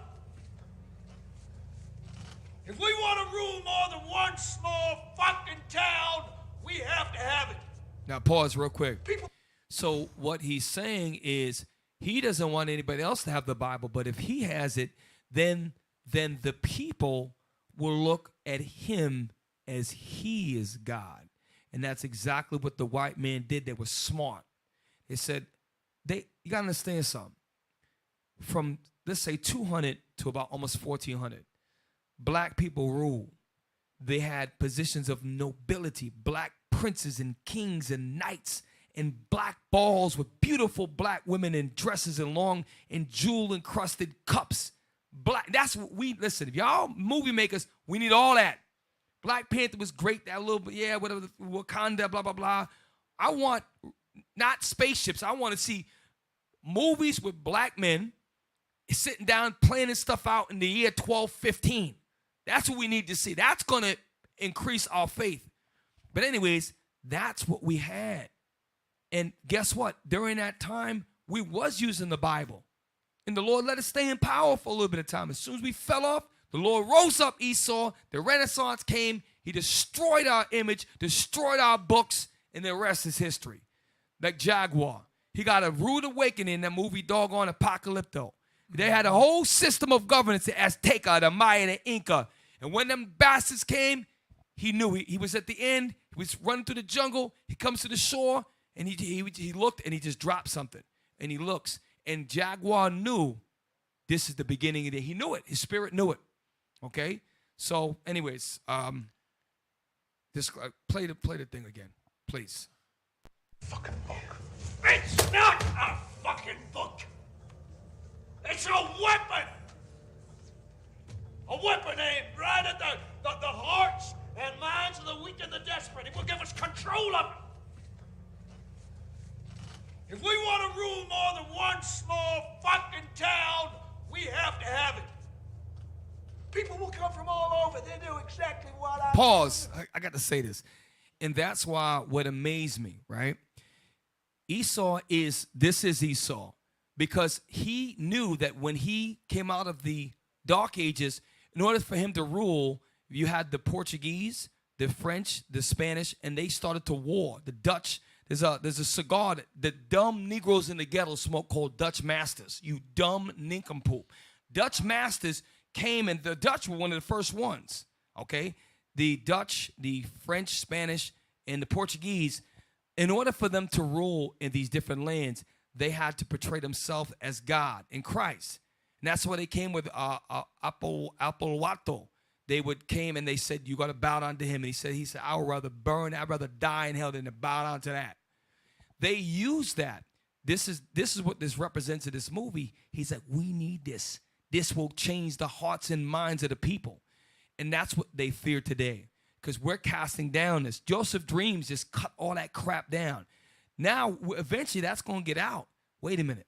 There's a movie that looks professionally done that shows Joseph and Mary as black, and it's on the big screen. Whoa. This is a different way to look. And as we begin to make more movies about King Arthur and the Knights of the Round Table and all these other movies from the Dark Ages, now there's history that we got proof with the books. Now we make cinematography. We make it the big screen. Now we give our people, and guess what? That gives them hope. And then will start to read the Bible. And that is what they fear most of all. That's why these apologetics are trying to use these little corny kumbaya black men out there to go and push their agenda, because they're trying to break up Deuteronomy 28, which makes the connection. And all that's history. You can't debunk history. They're just trying to get some of the weak ones to disbelief and scatter the sheep. Okay? Play the rest of that. Words are from the book. It's happened before, and it'll happen again. All we need is that book. So that's what they did. They used the Bible. And that's my point. I almost forgot my point is, brothers told me when I was in Africa that everywhere you go, there's a white image. And I was like, yeah, whatever. I find it hard to believe that in an all-black country. So as I'm there, I'm in Kumasi. I'm in Accra. I had the privilege to travel with Bishop years ago. Damn, it was 6, 7 years, long time ago. Every place we went, and I mean every place, there's white Jesus everywhere. I couldn't believe it. I was shocked. In an all-black country, there's white Jesus and everywhere. And that's what that did. Now you got black people in Nigeria, in Ghana, in Senegal, who will fight you if you tell them Jesus is black, and they will fight against you like they did to our brothers over there. That's the power of them taking control of the people's minds with that book. And that's what he wanted to do in the book of Eli. Now, Eli represented the Israelites. And that's why our job is very, very important. Now, I know I'm jumping. Let's go back to the article about the girls that are accused of a hate crime against a Caucasian woman. And this is exactly what they're going to do. They're going to say that we're inciting hatred against Caucasian by telling them about themselves. That's why it goes along with the critical race theory in protecting the white image, protecting white children's psyche so they don't grow up with a complex of being ashamed of themselves, which they damn sure should. Being guilty, you should feel guilty. All of them things. You got that? 2 black girls were charged with hate crimes after allegedly hitting a woman on a bus and making anti-white statements, police say. We're going to read right through. You don't see now, huh? 2 black girls have been charged with a hate crime after the New York City Police Department says they assaulted a white woman and made anti-white statements, according to a Tuesday news release from the... I'm sorry, but This story, I'm pretty sure, is lacking a whole lot of details. Yeah, that's why they left it all off. I mean, a white woman getting beat up by two black girls. I'm quite sure through all of the, I mean, they say critical race theory came from looking at patterns of racism, right? Right. Exactly. I'm pretty sure by looking at the patterns of white women's behavior in the past 4-5 years, she was probably deserving of it. She just got her ass whooped by two black girls, and they probably stood up for themselves. Exactly. And these damn devils, man, they talk a lot of crap. And probably the sisters probably got tired of hearing it. But like again, it's a narrative, and they're gonna try to link it back to the Israelites because we tell them that the wicked must be revealed. That you put us in slavery, the Bible bears record. And you got to pay for the crimes that you're for, not from us. God going to make you pay. And they don't want to hear that. So they're going to use this. That's why they try to use the whole thing when the thing that happened with the Muslim guy that stole it was a couple years ago. And they try to, even though he wasn't an Israelite, he was a Muslim guy, they try to put that on the Israelites. Okay, as they with the Jewish, they attacked a Jewish so-called Jewish man. And by the way, it's wrong to attack anybody. You shouldn't attack anybody. Jewish, Chinese, black, your own brother. You shouldn't do that. That's wrong. The slavery we went through, it was our fault. We broke the commandments. We have to serve it. We're still serving our sentence out. But we that are faithful are going to keep the commandments, be upright citizens, be at peace with all men as we can. And when the time comes, God's going to fight for us. You're going to be revealed. I'm talking about Esau. And you're going to pay for the sins of your forefathers, and there's nothing you can do about it. And that's the Bible. Just like there's nothing we can do about bus boycotts. Nothing we could do about going into slave ship. Nothing you could do about Jim Crow and sharecropping. We couldn't do nothing about that. You had us. Cool. You had us good. Now we're going to talk about it, and there's nothing you can do about it. And that's not unrighteous. That's biblical. That's right. It's biblical. Nika, you about to say something. Go ahead. I'm pretty sure about 30 seconds before the first fist connected an N-word slid out her mouth. I was thinking that also. I'm about 95% sure. Well, Tanisha, you know how they get. Well, that's what they say all the time. You're just a nigger. Mm-hmm. Black people know how to snap on people. You know what I'm saying? We can come with the jokes for days. And then they'll sit there and they'll take it. And as soon as they get hurt enough, well, you're just a nigger. Yep. Right. Why do they say that? Because that's what their parents taught them their whole life. Well, don't worry about them. Those are just niggers. You don't have to worry about them. They are no threat. They're more than likely to kill each other before they kill you. Come on now. We understand it. We see it. Look at who they signed for these doggone record deals. Mm-hmm. Look who they giving the limelight to. Niggers. You don't think that they had an Edomite I was in the military with. He was from Idaho. He had never physically been around black people a day in his life. Had one like that from Oregon. Yeah. Never been around niggas. Never, not one time. The first time he was around black people was basic training. And then he came with the whole, racism thing. Till one of the dudes beat his behind up and then forced him to watch American History X. Didn't have no more problems out of him after that. But still in all, it's like, though he was never around them, he still had that racism instilled in him because that's what they teach their children. But then they get upset when we teach our children who they are. I let my daughter know straight up, that's Esau. They call themselves Caucasians today, and they are bad people. Look what they did. See how they did that? You see what they did over there? Is that right? She say, no, exactly. We need to stay away from those people. Hey, real quick, can I get Malachi 4? Malachi 4 and 4. Because this is what they're afraid of right here. This is why there's whole ban critical race theory. This is why they don't want to talk about the color of Jesus Christ. This is why they don't want to talk about the color of the Israelites. Read that. The book of Malachi, chapter 4 and verse 4. Remember ye the law of Moses, my servant, which I commanded unto him in Horeb, for all Israel with the statutes and judgments. Read. Behold, I will send you Elijah the prophet. You will send who? Elijah the prophet. Eli. Read. Oh, yeah, Eli, I'm sorry. No, it's Elijah. Oh, yeah, Elijah. But Eli, like the book of Eli. Yes, sir. Read. The prophet before the coming of the great and dreadful day of the Lord. And he shall turn the heart of the fathers to the children, and the heart of the children to their fathers, lest I come and smite the earth with a curse. The heart of the children, meaning your minds back to the heart of the fathers, the Bible, meaning Elijah's going to come and teach you the truth and teach you who you are and turn you back to your book. That's what they're afraid of. That's what this whole ban critical race theory is about. That's why they want to erase their history. They're trying to disconnect themselves from this Bible and the history that's in this Bible that was prophecy that came upon us by their hand through the Lord. That's right. That's right. Go to that Brookings article, right, where it says why are states banning critical race theory. Yeah, you should probably have it up. And I would like you to go down to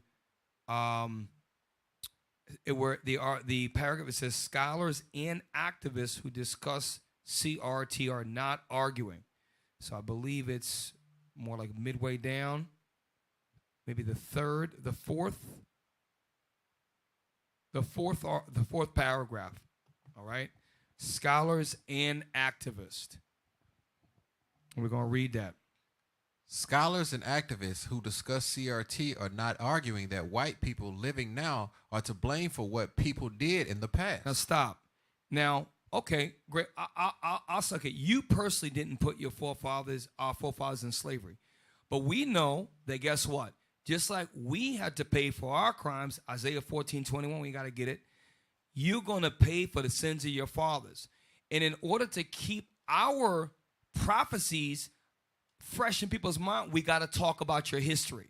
And they want to stop that. So now watch what they say next. They are saying, it says to blame for what people did in the past. This should be, they are saying that white people living now have a moral responsibility to do something about how racism still impacts all of our lives today. So if you're going to talk about racism today, you have to make the connection to the fact that we were slaves.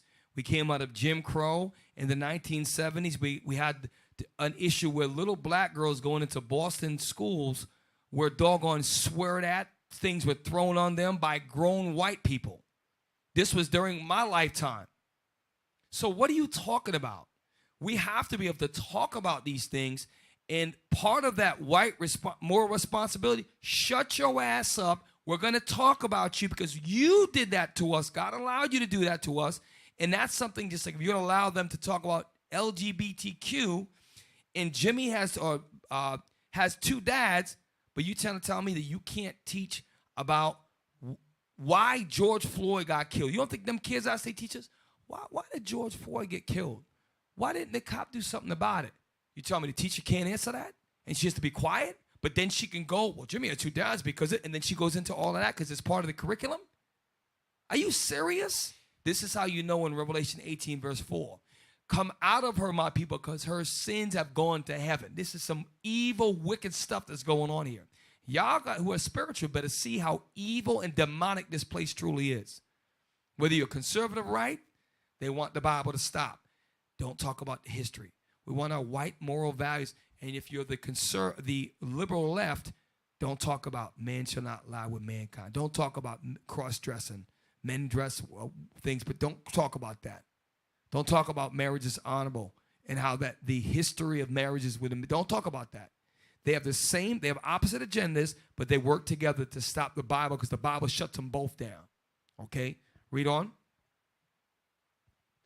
Policies attempting to suffocate this much-needed national conversation are an obstacle to the pursuit of an equitable democracy. Come on. Supporters of CRT bans often quote Martin Luther King Jr.'s proclamation. So the white man who wants to stop it, it will use MLK in the speech that they always go to, not the one where he said, I feel I have failed my people for leading them into a burning house, because that's what he realized at the end of his life. And that's also Malcolm X realized at the end of his life they were the Israelites, and they were afraid of King and Malcolm coming together and leading our people as the Israelites. That's why they killed them.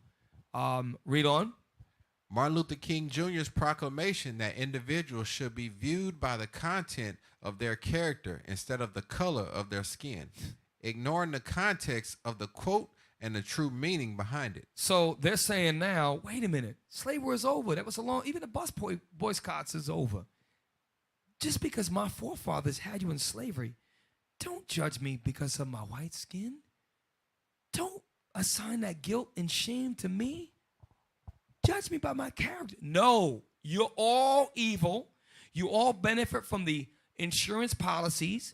When you go to work, you ain't got the same stress as we do. When there's a cop behind you, you thinking he's here to help you out if you have a flat tire. Not you get your stomach start to turn. Oh, shoot. First thing we do when we say, well, shoot, I ain't speeding.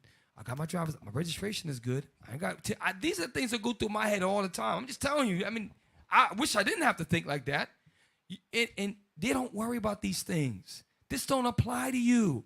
Yes, we can judge you on that because it's a bunch of damn evil. And it continues to happen to this day. The fact that you actually have opposition to critical race theory proves our point. Mm-hmm. It proves the point.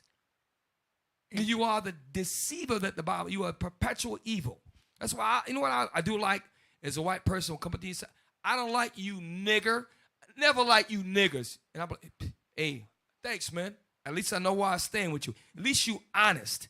I respect a white man like that. Or a white man that come up and tell you in your face.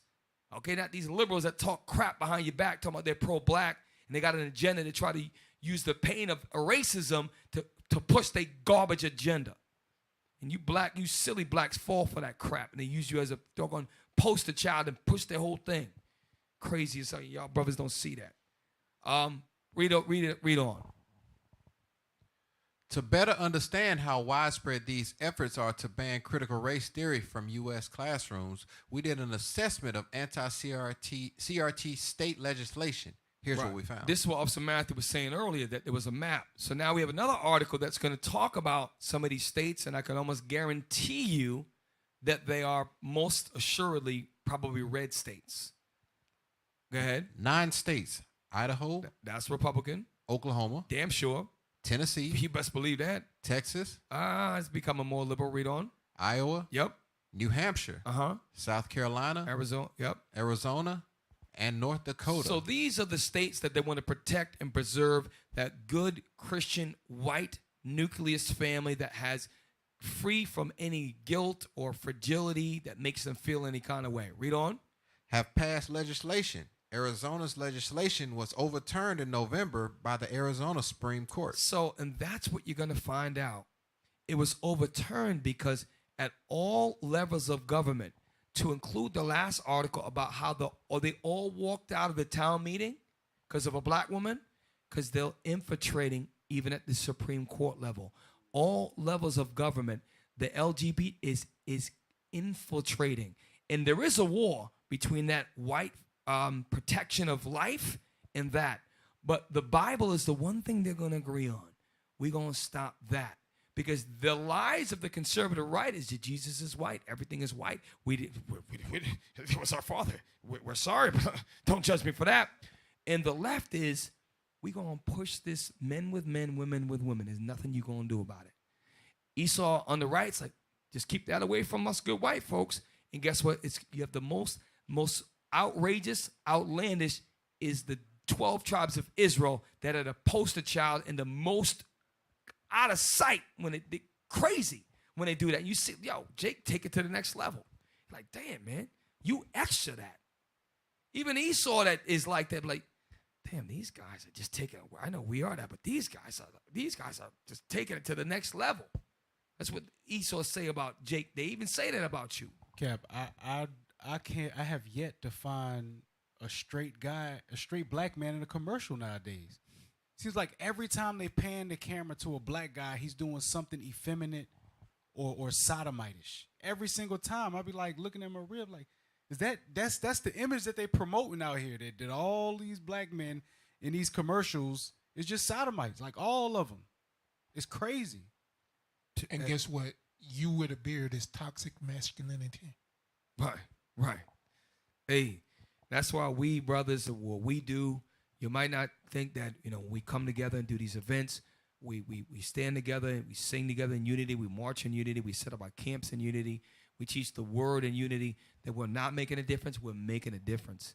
And the Lord is behind us. We have to keep the commandments and just keep pushing this thing, brothers. We got to keep pushing this. And sisters in the rear, taking care of the children, setting things up, helping with the community cleanups, helping out with various events. We got to keep pushing, working together as a nation. We got to keep pushing this.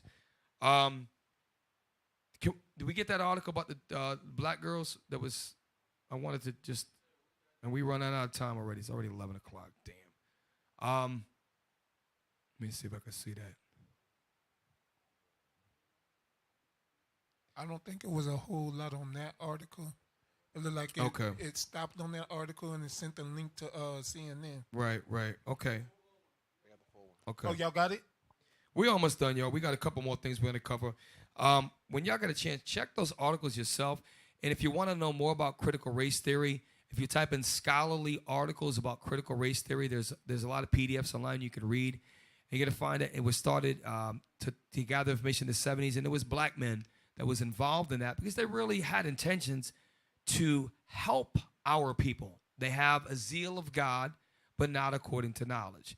They're only gathering some of the victim history that we have, but there's so much more positions like David, okay, King David and the mighty men. We were in Solomon. That's all black rulership history. All of the history in the Dark Ages when we was in power, positions of power and dominance. All of that history needs to be talked about as well. Because when you have that, that's why Black Panther was so powerful. That's why a lot of black kids was crying their eyes out when they found out that Chad, what's my man named Chad? When he passed on, because they believed that dude really was Black Panther. They could see that's a hero. And now you see the new Black Panther, the women is the main one that's in the front light. Why didn't they take another brother and put Black Panther, his brother, something that comes to avenge and stand up for Wakanda? Why they do that, man? They do that because, again, it goes back to what you said. If you take the black man and take all the strength away from him and keep showing images of this, him being effeminate, him being powerless, him being that, you'll start to see that the new image they're putting forth is the power image they'll show you is a black man who's effeminate, who have a voice now. A black man that is laid with men, he'll have the voice in media. And that will be seen as the strength. That's why they can't stand the Israelites. Because we're going to show that these men up here, we have wives, children, and we keep beards on our face. We go to work. We do our job. We come and we ain't at the club. We're not getting tattoos and out there gallivanting. We're not doing none of that. You're going to find us in the house, okay? Taking care of our families, breaking the stereotypes that they put on black men in America, okay? And we standing up. We standing up for God's laws. And we're going to keep, it's like a broken record. You keep saying the same thing. Yep, we're going to keep saying the same thing over and over again. Because guess what? Dumbass Halloween is coming right around the corner. Dumb Christmas is coming right around the corner. So we're going to keep talking about this over and over again until Lord will Christ come back or Most High take us from this earth. What you was about to get from us, sorry. Yes. The incident took place on July 9th around 6:50 p.m. on a southbound MTA bus in Queens when three girls and the victim, a 57-year-old white woman, got into a verbal dispute. Right. A NYPD spokesperson said one of the girls yelled, "I hate white people. I hate the way they talk," according to CNN affiliates WCBS TV. The woman was hit in the head with an unknown object, the release said, causing a laceration and bleeding. So I wonder why three girls that, by the way, this go up to the time. So they was probably either coming home from school because the time was at the evening time. Scroll down a little bit. Not that, but it says the time. 6:50 p.m. 6:50. Maybe the ESO was getting out of work. That time they was probably, if they was girls, they was either coming from an extracurricular activity at school. And if it was in New York, the Mass Transit Authority, that means that they was riding either the subway or they was riding the bus. So three girls, okay, this like Officer Matthew said, there's so much more to it. What would make black girls just start talking like that? Okay, yeah, if you call them a nigger, or if you sit there and you say some disrespectful stuff to them, of course they're going to say we can't stand, because there's a history, because their grandmothers told them about all the evil that The grandmother of that 57-year-old woman participated, whether she wanted to admit it or not, to all the racist, overt racist, because the grandmother of that 57-year-old lived in the 20s. Okay, the grandmother of these girls was probably the same. It probably could have been their mother. This one, the 57-year-old. Read on. 3 girls ran away, and the woman was taken to the local hospital where she received 3 staples in her head. Then the release said. Right. Notice that we're hearing the story of this lady, and these are children now, right? And well, where are their parents? Because they either get the story from the children. Where are their parents? Where is their representation to speak before them to get the story? Hey, why did you do this to this woman? Well, did you even do that to this woman? And what did she say to you? Where's the objectivity? Where is the narratives being for this white woman is a victim? She's being targeted of hate. Gab, you know how there's more to the story? Because all buses got cameras on the inside. Some of them even have microphones. So we know they would see in the video on the camera who initiated it, right, and what happened. They would see it anyway. You know what I'm saying? They charged them 2 black girls with hate crimes immediately. But had that been 2 white guys on an old black lady, it was alleged. Right. It was alleged. Allegedly, they had a verbal dispute, and allegedly, right, someone hit the lady, and allegedly they ran away. And it would have been allegedly's all through there. But with these black girls, they knew what they was doing. Why didn't they say what Prudence did? Because, you know, Prudence, they slick out the mouth. Them old white women, they slick out the mouth. They said they was in a dispute, but they only said what the black girl said. Exactly. Right. Right. She could have let the N-word fly. She could have said a whole bunch of stuff. And them for black girls to talk like that against, usually black girls have some sort of, especially because they see her as Jesus anyways. For them to talk against a white woman, for a black girl that's 15, 16 to do that, they were provoked. And what I'm showing you is it's BS, but they're going to create more stories like this, and they're going to say that the Israelites are teaching this narrative of that to hurt white. We never say that to hurt. Matter of fact, if these girls are proven, and there is video proof that they did something like that, guess what? Throw the book at them, because you shouldn't do that. You shouldn't hit anybody, okay? Let alone or black for that matter. But we know that they're using this to try to do what? Hate crimes? Are you kidding me? Are you kidding me? All the hate crimes that was done to us, and then a lot of them are never even assigned a hate crime. So it's amazing. But y'all better be ready for what's coming. Read on. NYPD released a photo of 3 black teenagers wanted in connection with the incident, and 2 of them, a 15 and 16-year-old, have been arrested and charged with hate crimes. Police are still. Now, I'm sorry, Michael. Now, before you can read, and I don't know, I don't think they posted it here. You cannot post pictures of children. It says that they post a picture. They don't do that to white kids. And I don't know the law on that, but I believe there's a law. Someone could educate us to that. But these are minors. Okay, so read on. Have been arrested and charged with hate crimes. Police are still searching for the 3rd girl. The Queens District Attorney's Office will ultimately decide what charges the teenagers will face. Okay, so that was pretty much it on it. But we're going to end the show with a couple of things. I want to touch on article number, what is white guilt? Because it comes down to critical race theory not wanting to be taught because they're trying to protect, and they're using Martin Luther King Jr.'s quote, "Don't judge me by my skin," because they're saying that when you teach critical race theory, you're assigning all white people the value of being terrorists, the value of being evil, the value of being oppressors. Yes, that's exactly what you are. And all of your children, all of them. Because the Bible says, not us, the Bible says that. The soul that you have coveted feel and you've taken them by violence. And it's not like it was 4,000 years ago that this happened. In the 1970s, you were spitting on black children. Okay? And to this day, George Floyd just happened. You trying to tell me that them white boys that was on the crime was too scared of that dude? Hey, listen. Hey, Where's the morality then? And listen, man, take your friggin' knee off his neck. We got him in handcuffs. Where's that guy? Listen, stop, man. Where's that right? No.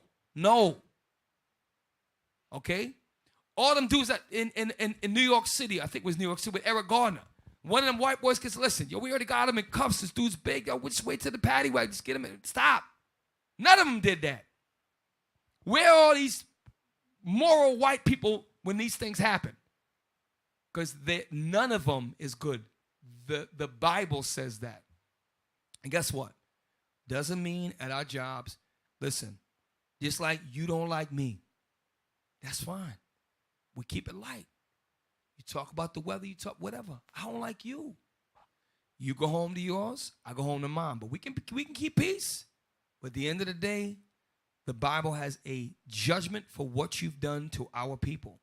And critical race theory or not, God gonna get the victory. He gonna use the prophets of the Lord, whether you like it or not. And guess what? The reason why I went into slavery, we can't blame you. We don't blame you. It's our fault. That's why you see what we're doing. We're rising up and we're taking care of our families. We're keeping the commandments, and the Lord is magnifying us. Not you, not what you. We don't need to ask your permission to talk about this. Okay? Read on.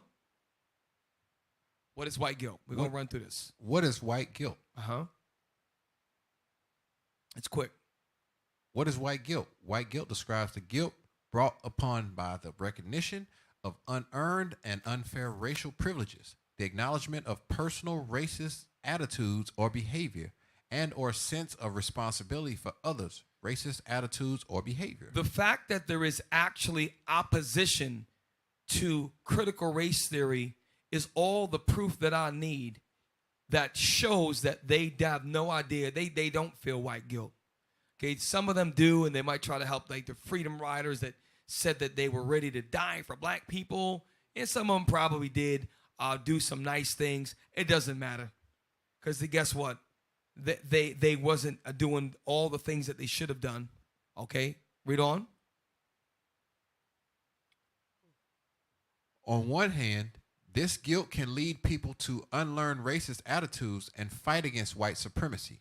On the other hand, a person may disengage from the feelings of guilt and shame and become defensive. And that's what happens all the time. That was so long ago. Why do you keep bringing up the past? I didn't do that to you. I didn't do that to your forefathers. Okay, judge me for who I am right here, right now. That garbage BS argument you damn demons give. Hey, Cap, I got one article before we leave that it should give a nice sting on white guilt. Yes, bring it forth. After we do all of this, we can end the show with a nice sting on white guilt. Let's cue that up. But now let's scroll down a little bit, because look, hey, here's the deal. White people that feel guilty, hey, we pray just like the Israelites prayed to the kings of that time. We pray for mercy. So look, white people that feel guilty and feel shamed and try to help us in this captivity, keep doing that. Great job. It don't change the fact what's going to happen to your forefathers. But the reality is, look, you should feel guilty. You should do something about it. Help clean up the police. Help us get the racist cops out. All that is good stuff that you're doing. It's not going to change your judgment. And you should feel guilty. You should feel ashamed of yourself, because your forefathers are the devil. They're evil. They steal. They lie. They take things that are not theirs. They steal history. They steal everything and call it their own, including the Bible, in the image of God in Christ. Okay? What we got? White guilt and the Holocaust. The term white guilt is frequently used in the context of racial divides between white and black people, but it also references with respect to the Holocaust. That's why we on the street, nobody asks, but what about the Malaysians? What about the Arabs? But what do you mean the Chinese can't get in? Because there's the white guilt, because we are guilty. We want to include them because we've learned to pacify ourselves and to cater to them. It goes back to critical race theory, is going in the front door. Hey, master, we compiled a lot of stuff about what you've done. Do you mind if we teach it? No. That's what it is. It's a bunch of BS. Okay? That's why the Israelites are so important. The Israelites are the last line of defense in this society. We're the last line of defense. All right, that's good. Get me the last one, and then Officer Matt has something. What is white fragility, and why is it a problem? White fragility. Why? What is it, and why is it a problem? And we always have too much. I guess that's a good thing. Now, what is white fragility? And again, you're never going to see what is Arab guilt, what is Chinese guilt, what is someone else, Japanese guilt, what is African guilt.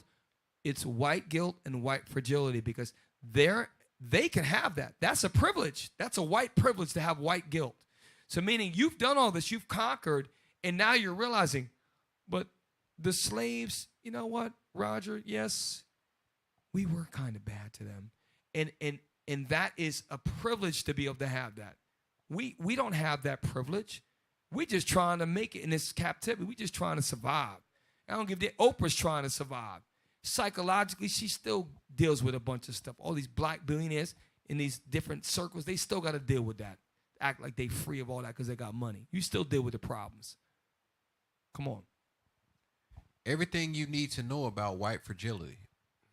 This is actually from the medical news today. So it's they're going to assign some psychological, and I guess it's mental and medically it's being reviewed. Come on. White people in the United States have protection from racial stress. Engaging in conversations about racism may trigger a range of defensive actions, feelings, and behaviors such as anger, fear, and silence. Why? Because they're ashamed. They know it's true, and they get cut to the core because they realize that the reason why they enjoy white privilege is because their forefathers stole, robbed, and manipulated entire nations of people for them to be able to say, yes. Come on. Although white fragility is not racism, it may contribute to racism by dismissing white domination and racial conditioning. By developing racial stamina, white people can better address racism and strive to become anti-racist. So I'm gonna tell you what happens, and this is what happened at camp. Even the white person that admits and feels shame and has white guilt, once you deal with them biblically and start showing them the judgment that's coming, every single one of them gets defensive, and then they start going and attack back, every single one of them. And if not, they're bubbling on the inside, and they just be quiet, and they can't take it, and they gotta get away. Every single one. It's a spiritual thing, Israel. You gotta realize that it's a spiritual thing. Read on. This article defines white fragility and explains why it is a problem. What is white fragility? Let's read about it. White fragility refers to feelings of discomfort a white person experiences when they witness discussions around racial inequality and injustice. Right. So fragility means that's a negative. That's a negative thing. Fragility means you're fragile. You'll break apart. That's why, let me just say this. The term cracker came from when he used to have this whip and he made the crack sound, right? That's the cracker. He's the one that whips your back. But right fragility also comes when you start pressing them and you get them alone and you start making them realize who they really are, and they ain't got a corner to back out of, they crumble. They crumble. They fall apart. But when they got 9 people and you the one there, of course they got numbers. And they can shut you down. That's why they can't stand before the Bible. They can't deal with the Bible. That's why they want to stop critical race theory, because that's the connection for us in the Bible. Then when you can stop that, the Bible doesn't come out. Okay, don't judge me for who my forefathers was. Now we're all one and the same. And they can continue to do their white privilege and their white dominance right in front of you. And guess what? You don't see them as evil anymore. You don't see them as the oppressors, because that was a past. Don't talk about it anymore. Judge me for who I am today, not back then. That was Thomas Jefferson. That was years ago. I never owned a slave. We drink coffee together all the time. Have I ever had you in slavery? Have I ever called you a nigger? Never. I would never call. I got 3 black friends. You're one of them. So this is, I'm telling you, y'all got to see it. You got to see it. I thank the Lord that I have had a lot of very horrible experiences with them, because I've seen them in their face. A lot of you black people that grew up and around all black people and never been around them, you need to experience that to get your wake-up call. Hey, Cap, You know? a really good visual of white fragility is when you watch Malcolm X. Yes. There's a scene when he was talking to the black scholar, and they were on television. He said, what do you call a black man with a BA or an MS or a PhD? He said, you call him a nigger. That's what the white man calls him, a nigger. You see the whole studio audience start to squirm like, oh my God, what's going on here? And that's white fragility. Because as soon as he said, yeah, this is what white people call you, no matter what you got in front of your name, they all got a little nervous. Why would they get nervous if they didn't know it was true? Oh shit, he's Roger. He knows that's what they say to me. He knows what they say. That's why they don't surprise me. When I'm around them, I wait for it. And there go that little hidden code stuff. Yep, I see it. And then I like that. Because it's like you know when animals go and they spray stuff, right? It's like it's spiritual. It's like, yep, there's that evil. There's that talk. And then I realized, damn, I'm in the land of my enemy right now. And it's happening. It happened today. It happened today with me.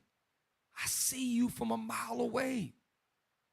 They act like they're righteous. They are so much deceivers. And you know what the other thing is?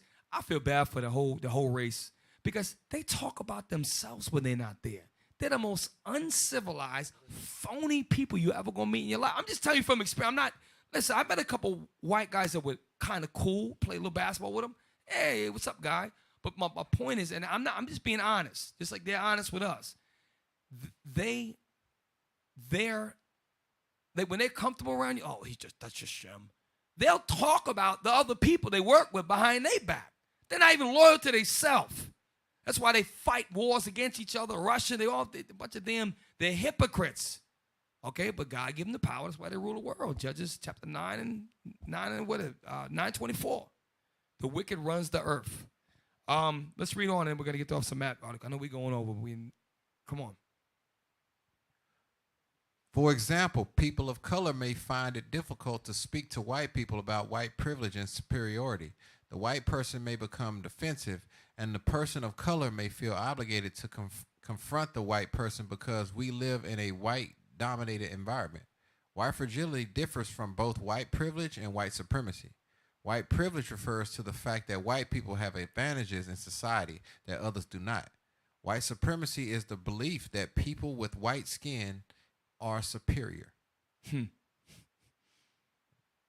Triggers. White fragility triggers. Racial stressors may cause a range of defensive behaviors and emotions. White people may act in certain ways when people of color discuss racism. I was in a room one time. I'm telling you, man, it's true. I'm in a room. I'm in Hartford, Connecticut, and we in a school of all black and Hispanic kids. Most of the teachers is white there, right? And it shocked me. But damn, I thought it would be a lot more black and brown people. I was one of the only teachers that would walk around in the neighborhood. I walk into the store in a little bodega. I'm walking through, and the kids are like, "What are you doing here?" I said, "I'm going to buy something to eat. What are you doing here?" Teachers don't come in this neighborhood. You drive into the garage, there's bars, the door's shut. It's created for them. I'm going to, these are my people. I'm going in the hood. I might get robbed. I don't care. My point is that this is the story. So we in the lunchroom, and there's one, I'm the regular teacher. Most of the black people were subs. We just talking about something that had nothing to do with none of them. Yo, these devils over there talking, and the whole table over there. Then they start talk. What are you guys talking? What's so funny over there? Like really, like they're concerned. And I'm like, what do you mean we talking? That is that white. They think that maybe we're over there talking about them. Listen, we just talking about our day and how whatever's going on in our day. It's that white guilt, that white fragility. I'm telling you, it was in that movie with Harpo in Color Purple. Remember that scene when the white woman goes, and she's driving in the car, and she gets all And they're looking like, what the hell is wrong with this lady? She had a panic attack, like, oh my God, these niggas are gonna kill me. But that's the way they are. That's why I'm telling you right now, if you ever want to, well, let me just say, you see these white people that's down, or you think they down, hey, come with me to the projects. You see how quick they shake the hell up. I'm talking about inner city project, hardcore. Shoot, I remember the first time I had to go with my brother. Yo, shut up, don't talk to nobody. Don't look at nobody, shut up. All right? Going at my business. You see that white, bring somebody in New York City, inner city, Brooklyn, Queens, Manhattan, Staten. Bring somebody there, bring them, they're going to fall apart. They fall apart because now they're in their element. They're out of their element. Now they're in an element where they don't control. Okay? Read on. And I ain't condoning the projects because there's a bunch of wicked-ass niggas in the projects anyway, so. But evil asses, wolves. Come on. Racial stressors may cause a range of defensive behaviors and emotions. White people may act in certain ways when people of color discuss racism. Their reactions may include anger, fear, guilt. So now the fear is real. The guilt is real. Anger, what the hell do they have to be angry about? It's amazing. Read on. Arguing, silence, leaving the stress-inducing situation. And when I'm going to tell you another story. This was one of my favorite stories. So I'm in a class called the History of Caribbean Social Structure. It's in college. It's a black class with a black professor. There's like 4 or 5 of us. I'm the bright one in the front, and the other ones that probably smoke weed and cut class, they in the back don't say nothing. But I'm there as an adult. I got out of the military, and I'm sitting. I wanted to learn. So I'm a man in there. You ain't going to shut me up for the truth. And she started talking about the professor, he had to keep, what's the word? He had to keep neutrality. So he was talking about the slave quarters, and I stopped him. I said, hold up. You telling me this is the conditions? And I could tell he's like, okay, he wanted to set me up to say something. So I started to go off. I'm like, in the way that they treated us, I said, used to give us the pig intestine. I said, it was evil as hell. It wasn't like this. And I started to speak the truth. The white lady in front of me turned around. She says, what she said? She said, you're taking this so personally. So you damn right, I'm paying for this class too. You don't like it, get the hell out of here. She got up and walked her damn demonic ass out the class. And I stood right there. I knew right, I'm telling you, when a black man stands up for something that he believes in, I'm telling you, they can't take it. That's why they want to shut you up. That's why they don't want you. That's why they show images of feminine black men. And that's why they don't want to have the father in the household. It's amazing to this day when I go in people's houses when I have a black couple. And I purposely go to the man and say, sir, is it okay? And I address him. And then it goes back to I go back to the man. I keep giving him respect. And I show him, brother, I respect you. And then eventually you always go back and have to talk to her. And I look at him like, the hell is going on here? Take some friggin', grow some damn balls. I'm telling you, brother, it's an attack on us as men. They're attacking us. And we have to stand up. I'm telling you, and it goes back to this. You cannot be afraid to speak the truth. Don't be afraid. You keep the commandments, God going to protect you. And when it's your time to go, hey, listen, it is what it is. Like what Deacon A said on Friday night, we was talking about Stephen. When the Lord showed, the Most High showed Stephen. He showed him the heavens. He showed him. Listen, the Lord has something for us. All this oppression, all this stuff you go through, He has something for us that's better than this place. And we got to be willing to stand up for that. It ain't going to be violently. It's going to be through the word of the Lord and taking care of our families, doing the things we've been doing. And keep talking about it over and over again. Man, they talk about the same. You damn right. We talk about the same thing every day. Yes, righteousness. The Esau is the devil. This is what's going to happen. Okay? We finish that up, or is that done? All right, come on. By behaving in this way, white people may prevent people of color from attempting to talk about racism with them. That's what critical theory is at an administrative level. At a curriculum level across states, they trying to shut. And the people that are the people that write policy and education forums are highly educated. You couldn't be a high school dropout, trailer park Edomite and write policy. So these are the elite educated people that are writing this garbage, trying to shut you up. Okay? So they have their mouthpiece that speak for them. Okay? And that's why we are the prophets. We got to speak for our people. Some of our people agree with the Bible. They're too scared, or they don't feel that they have the courage to stand up. Like some people that have positions of power or positions of, they will help us. And we got to be the front pieces, the mouthpiece of God, to speak up and tell when we see evil like this here. Okay? Read on. Different sources of racial stress that white people can experience may come from a person calling a person claiming that a white person's views are racist.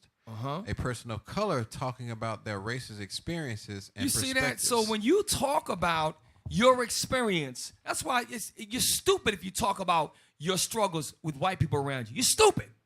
You're stupid. It's pointless. Because when you do that, it makes them fall apart. It's fragility. You can't do that. That was back then. I didn't do that to you. No, but you're going to pay for it because God says you are. We had to pay for the sins of our fathers, and we're still paying for it today. So guess what? God is not a man that he should lie. He said you reap what you sow. You never reaped what you sowed. And the Lord going to make sure of it. And that's why you want to take critical race theory out of the K through 12 structure, because it's a foundation for our people to come into this truth and make that historical connection to God. That's what you're doing, and it's going to fail. Read on. A person of color not protecting a white person's feelings about racism. Hey, here's a perfect example. The white woman, when the KKK claimant was going to court, the big, fat, obese, looking like she got 4 chins, jumped on the white man, threw her body, and protected him from getting beat the hell down. I'm not saying this. It's wrong to beat anybody. I'm not saying that. What I'm saying is she was willing to get hit to defend her master. I'm telling you, only in America, only in this place. Finish this up. And by the way, you say, these guys are where are they getting this propaganda? Where are they getting all of this? We're reading the medical news today. We're reading, white people wrote this. This is the medical news article. Okay, read on. A fellow white person not agreeing with another white person's perspectives on racism. A white person. Right, and you're a nigger lover. But them same nigger lovers, they don't like niggers either. Okay, you press them too, and they're the same ones. Hey, on behalf of all white people, I apologize. You're the same ones, and then when you start, okay, let's have a conversation. You bring the scriptures out, and they want to disassociate themselves from the forefront. You can't do it. You can't escape. You can't escape. Read on.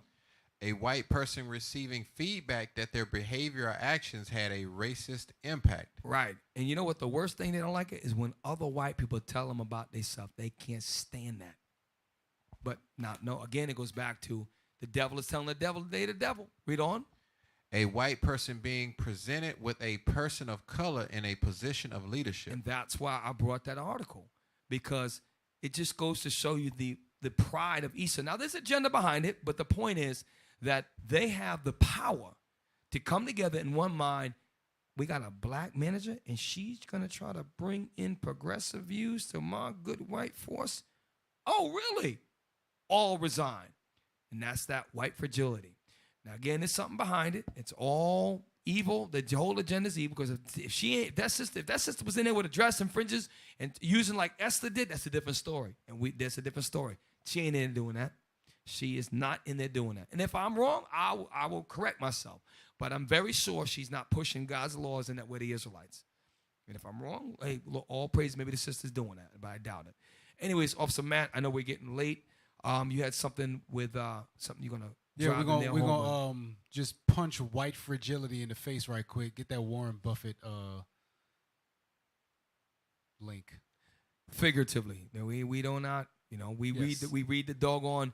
We are not a hate group, and we would never condone none of that. We're gonna figuratively destroy them.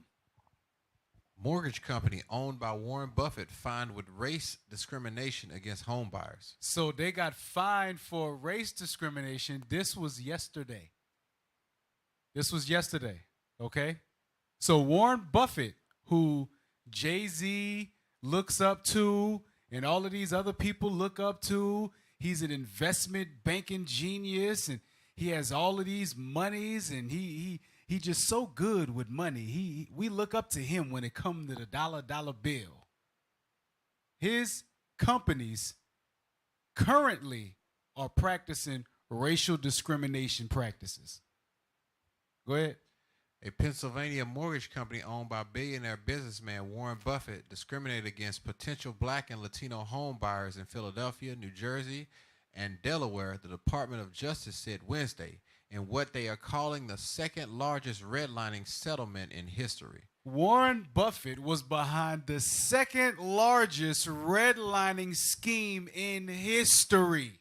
This is today. Tell them about redlining, because a lot of people might get that. You know, redlining, part of redlining is they tell you what you're qualified for, and when you go into the mortgage company, they say, oh, you're qualified for this. So that means you can live over here, and you can live over here, and you can live over here.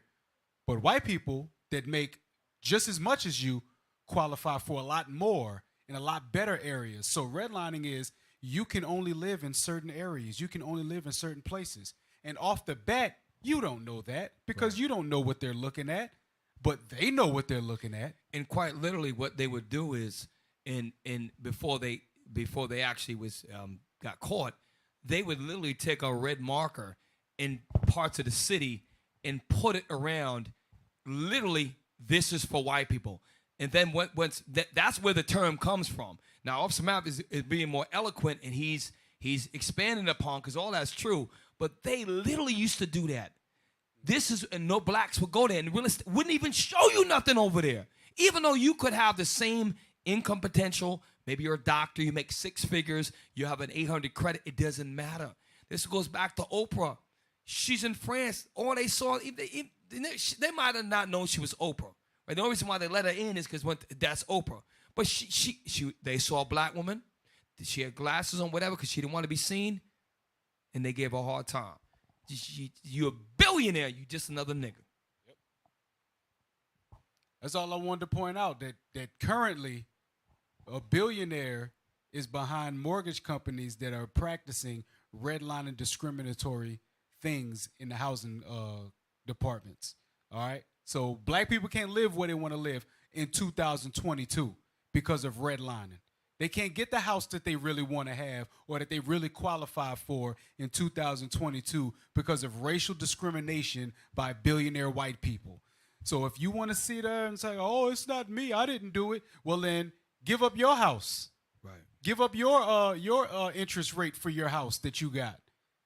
Won't you give up the amount that you qualified for and give it to that people who actually deserve it? Right. And here's the thing. Get Deuteronomy 20. We're going to end it with Deuteronomy 20, verse 48. The reality is that the Israelites, we don't want your permission. We understand who we are. We the sons and daughters of the slave trade.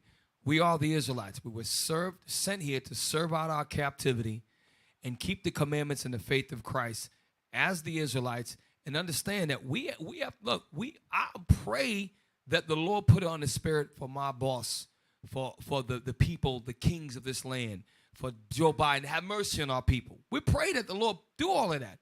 But we know who they are. We have to go to them for everything. So we're not surprised when they do these things, and neither should you be. All right? Read. Deuteronomy chapter 28, verse 48. Therefore shalt thou serve thine enemies. They are your enemies. That's why they don't want your history to be taught in the school. They call it a critical race theory, which is you asking the master, hey, I compiled the data from the 70s for you. Do you mind if we talk about it in front of you? And they're realizing it's starting to cause white fragility, and it's starting to give their children complexes, and we must protect that. That's why they quote Martin Luther King Jr. Don't judge me by my skin, but my content of my character. Well, your character for the last 500 years has been deplorable, immoral, horrible. So we think that you've just changed? You're crazy. Because the same people that Officer Matthew just brought up, those people that are doing that, they ain't black people.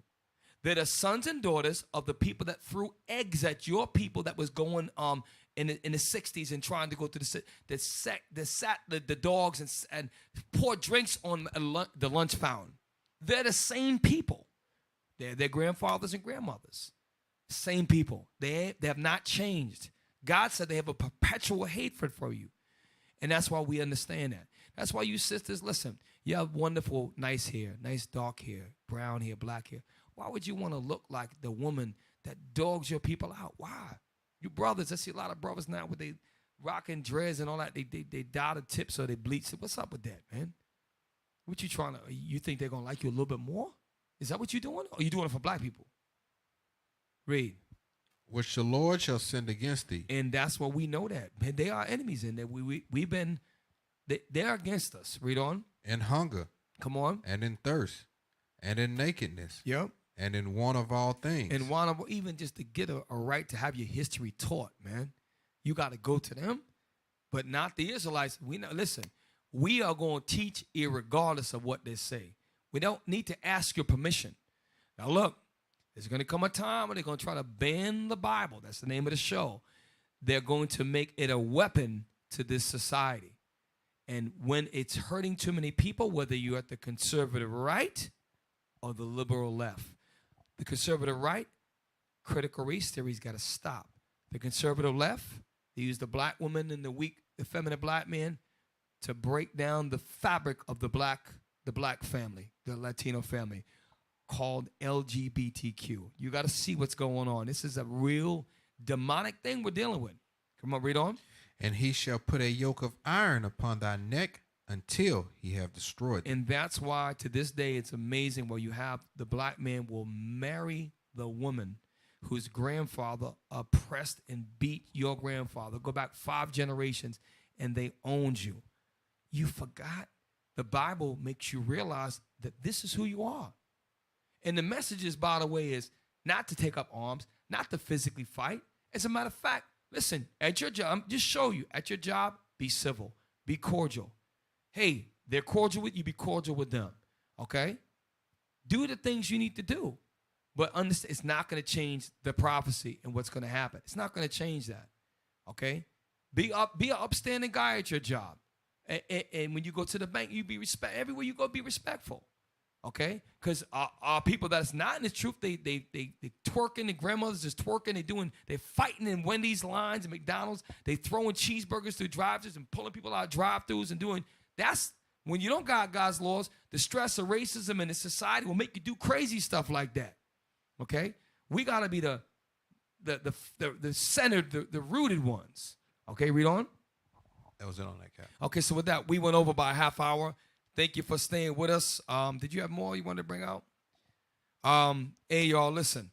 If you have any, shout out to the tech team. They did, for the most part, did a pretty good job.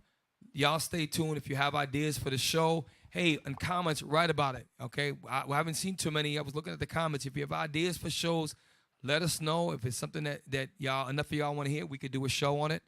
Y'all keep us in prayer.